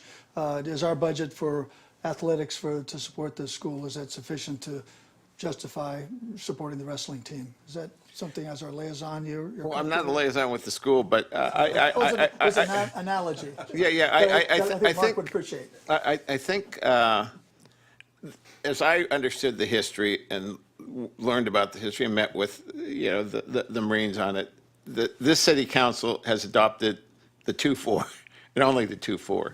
So I would hate to see, I thought it was a decision that should come to the city council if they want to move, they could adopt 5 units, the city can if we want to.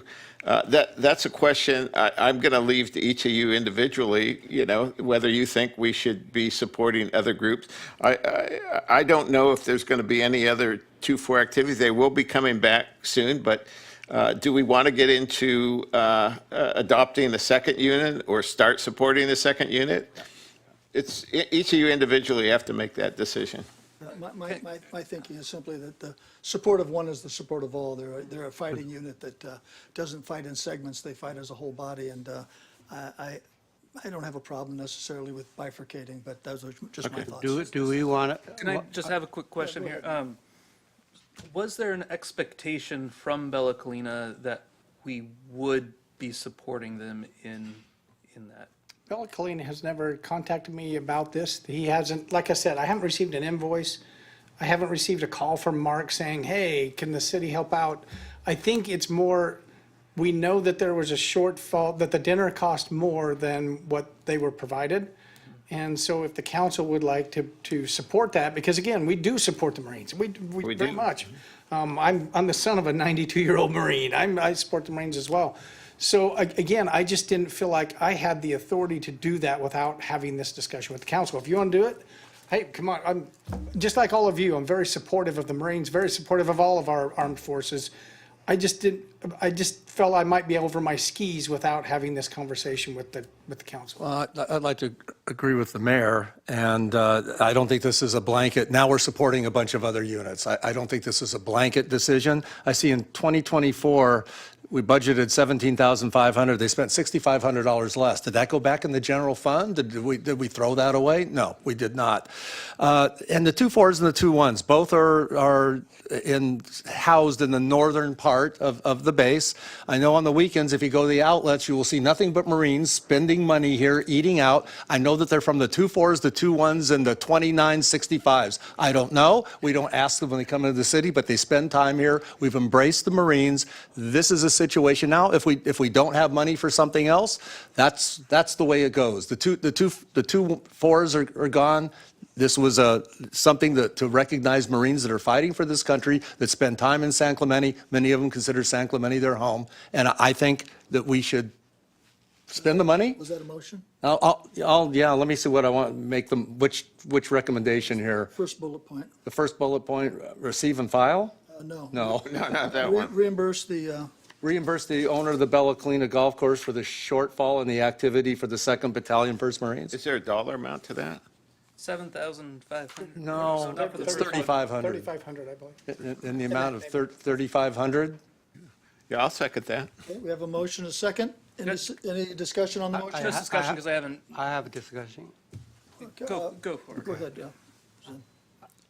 I think this is not about whether we support the Marine or not. This is about our financial responsibility, fiscal restraint, and the financial discipline we need to stay with.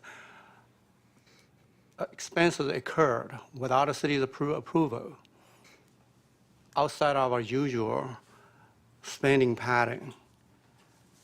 And the city has no obligation to the Bella Colina's clubhouse for this expense. Someone is responsible for that, right? Whoever rented or leased that venue is responsible for it. It's not the city. This would be the gift of taxpayers' money, even if it's for Bella Colina Clubhouse is a private entity. This is a gift of public fund. And even if it's to a nonprofit organization, but there was no process to get that if we treated grant money. Out of a blue, city received a bill. I don't think the city should pay for it. Mr. Enmeyer? I would only counter that there has been a budget for our Marines, and you are correct in saying that this is not specific to the Marines that it is budgeted for, but they are Marines, and they fight together, and God bless them for their service. They die together too. And for us to make this a sticking point, I think does a disservice to the service that they have paid to us. For an amount of $3,000? 3,500 to show our support for all that they have done for us. If someone's going to come after us for that, that's just not the spirit of what San Clemente is, or the spirit of this nation and who we care for. Okay, we have a motion and a second. Let's cast our votes with the machina.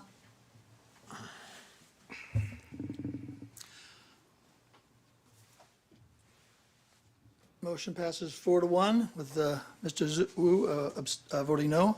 Abstaining. Abstaining, I apologize, I didn't see that A versus the N. Okay, the next item. Thank you, gentlemen. Could I make a comment? Sure. Just Go right related to, I think Mr. Wu makes a great point in what he says, that in regular order, we should know before what we're spending money on, or what we're committing money to. And I see now that the direction of the city, though, relative to the Marines, is that budgeted amount is what, the 75 is, could be used in the discretion for any Marine activity, but primarily the 2-4. All right, thanks. I think it's kind of an outlier. I mean, right, we know we can do things better. Yeah. And, well, I think in the correspondence you received from Mr. Eggleston, he said the same thing, that the priority should always be the 4-2, and then if there's some other events that might support the Marines as a whole, as long as we don't go over budget without coming to the council, then we can use it for those other purposes. I think that was the heart of the request. Yeah, I think, I've seen the clarity now. Thank you. All righty, thank you. The next item on our agenda is the consent calendar, item number 11. We already did special presentations. Yeah, we've done, that was the presentation we had during the public comments at the very beginning. Any public comments on anything on the? No public comments on the consent. Gentlemen, would any of you like to pull any of the items on the consent calendar? If not, I'll entertain a motion. I'll move the items on the consent calendar. I'll second.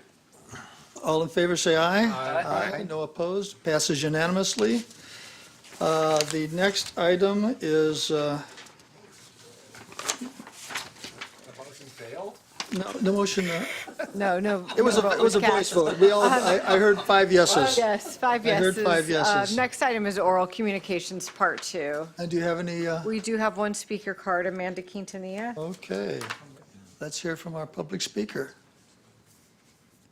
Yes, I didn't speak in oral communications part 1.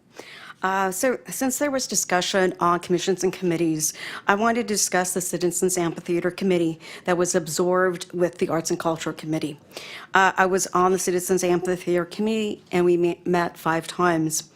However, we never had the AB 1661, the workplace harassment prevention training. Also, we did not have the AB 1224, the biannual ethics training for elected officials. Since the city had to comply with these legislations, what were the consequences, if any?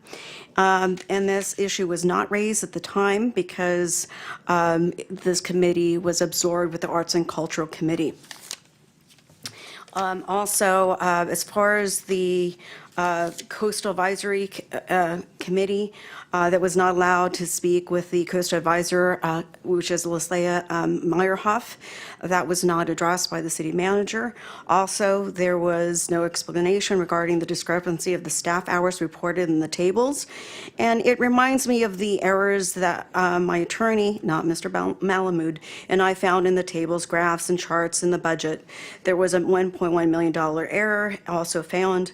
One other thing that the Warwick Group consultant spoke in public comment, despite it was on the agenda, and sometimes certain people are not allowed to speak, and why was there preferential treatment. Also, thank you for keeping the Arts and Culture Committee,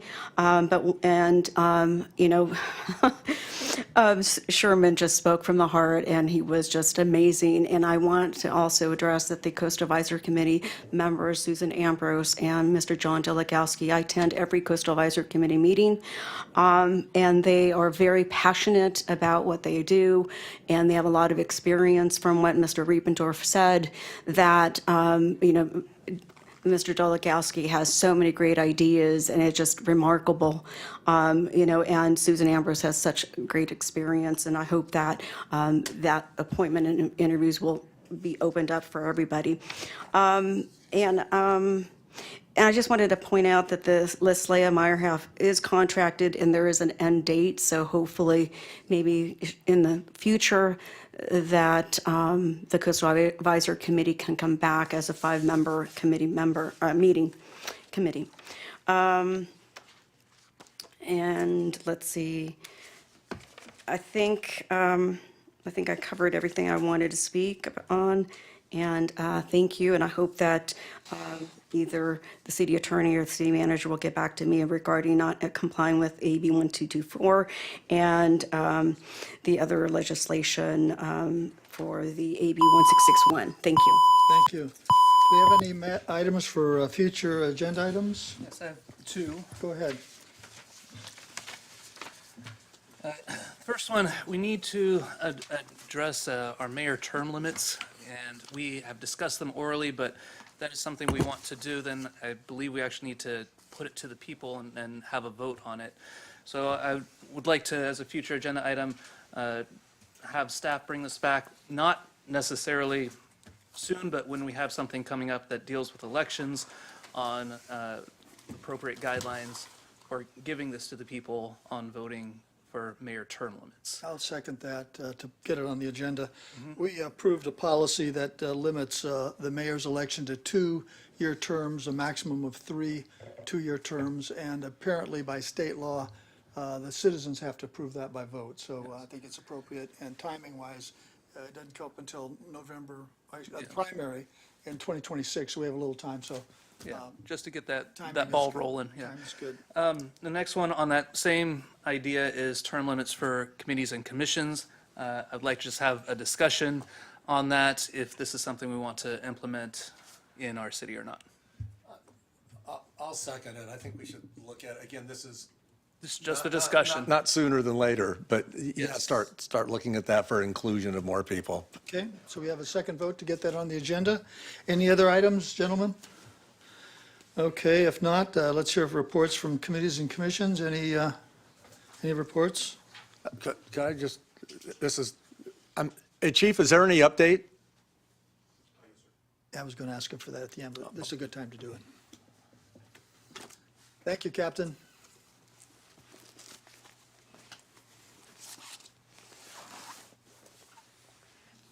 Good evening, Mayor Noblock, members of City Council, City staff. First of all, I want to thank the residents of the City of San Clemente and all the city staff for reaching out. The deputy that was injured during the incident is recovering at home with non-life-threatening injuries, and we expect her to make a full recovery. But briefly, and I will be brief, I know the meeting's going a little bit late, we did have an incident over at North Beach while that deputy was conducting routine homeless outreach. During that contact, after about 30 minutes prior to that, she contacted this individual. This individual, during the detention, removed the knife from his waistband and swiped at the deputy's neck. During that incident, the deputy was able to defend herself, which ultimately saved her life. That individual fled, and we are currently looking for that person. We do know who he is, and he will be put in custody very soon. I have a brief question, if you wouldn't mind, Captain. Yes, sir. Was the homeless person under arrest when the assault happened, or were they technically under arrest, or I understand there was some movement involved. I just was curious what the status was at the moment of the assault. Sure, and at that time, the person was detained. Was detained, Yes, sir. but they weren't under arrest per se, being taken to another location. That is correct, sir. Okay, thank you. No problem at all. Yeah, I have a couple. This incident took place in North Beach? Yes, sir. Okay, do you know what part of North Beach? In the parking lot adjacent to the train platform. Okay, and do we know, is that person a regular at the North Beach location? Are you aware of that? I would say that this person is a regular of the City of San Clemente. That includes North Beach. Okay, all right, thank you, that's it. Thank you very much. Appreciate the update. No problem. Do we have any reports from commissions or committees? None, I hear none. Council subcommittee updates? Hearing none. City Attorney, do you have a report for us? I do. I want to thank the city and the city council for giving me the great pleasure and opportunity to serve for the last 2 years. And it's been an honor, and I have nothing else to report. Thank you. The honor is ours.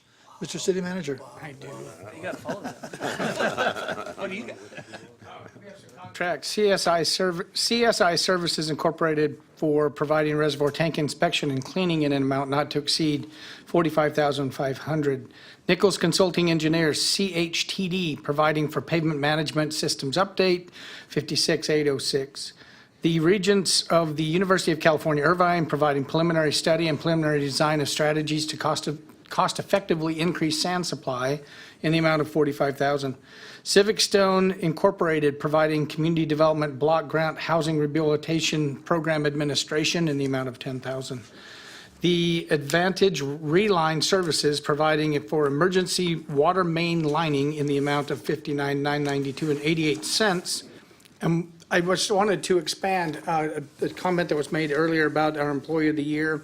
I did want to recognize the 5 finalists that were again chosen by their peers: Eric Fritsch, James O'Bleens, Jose Padilla, Tamara Tadich, and of course the winner of the Employee of the Year, Diana Rajo, for their great work in the city. So, Thank you very much. Okay, I'll entertain a motion for adjournment, unless there are other comments or. I'll make a motion to. Did you have a comment to make before the Well, adjournment? Mr. Wu wanted some clarification.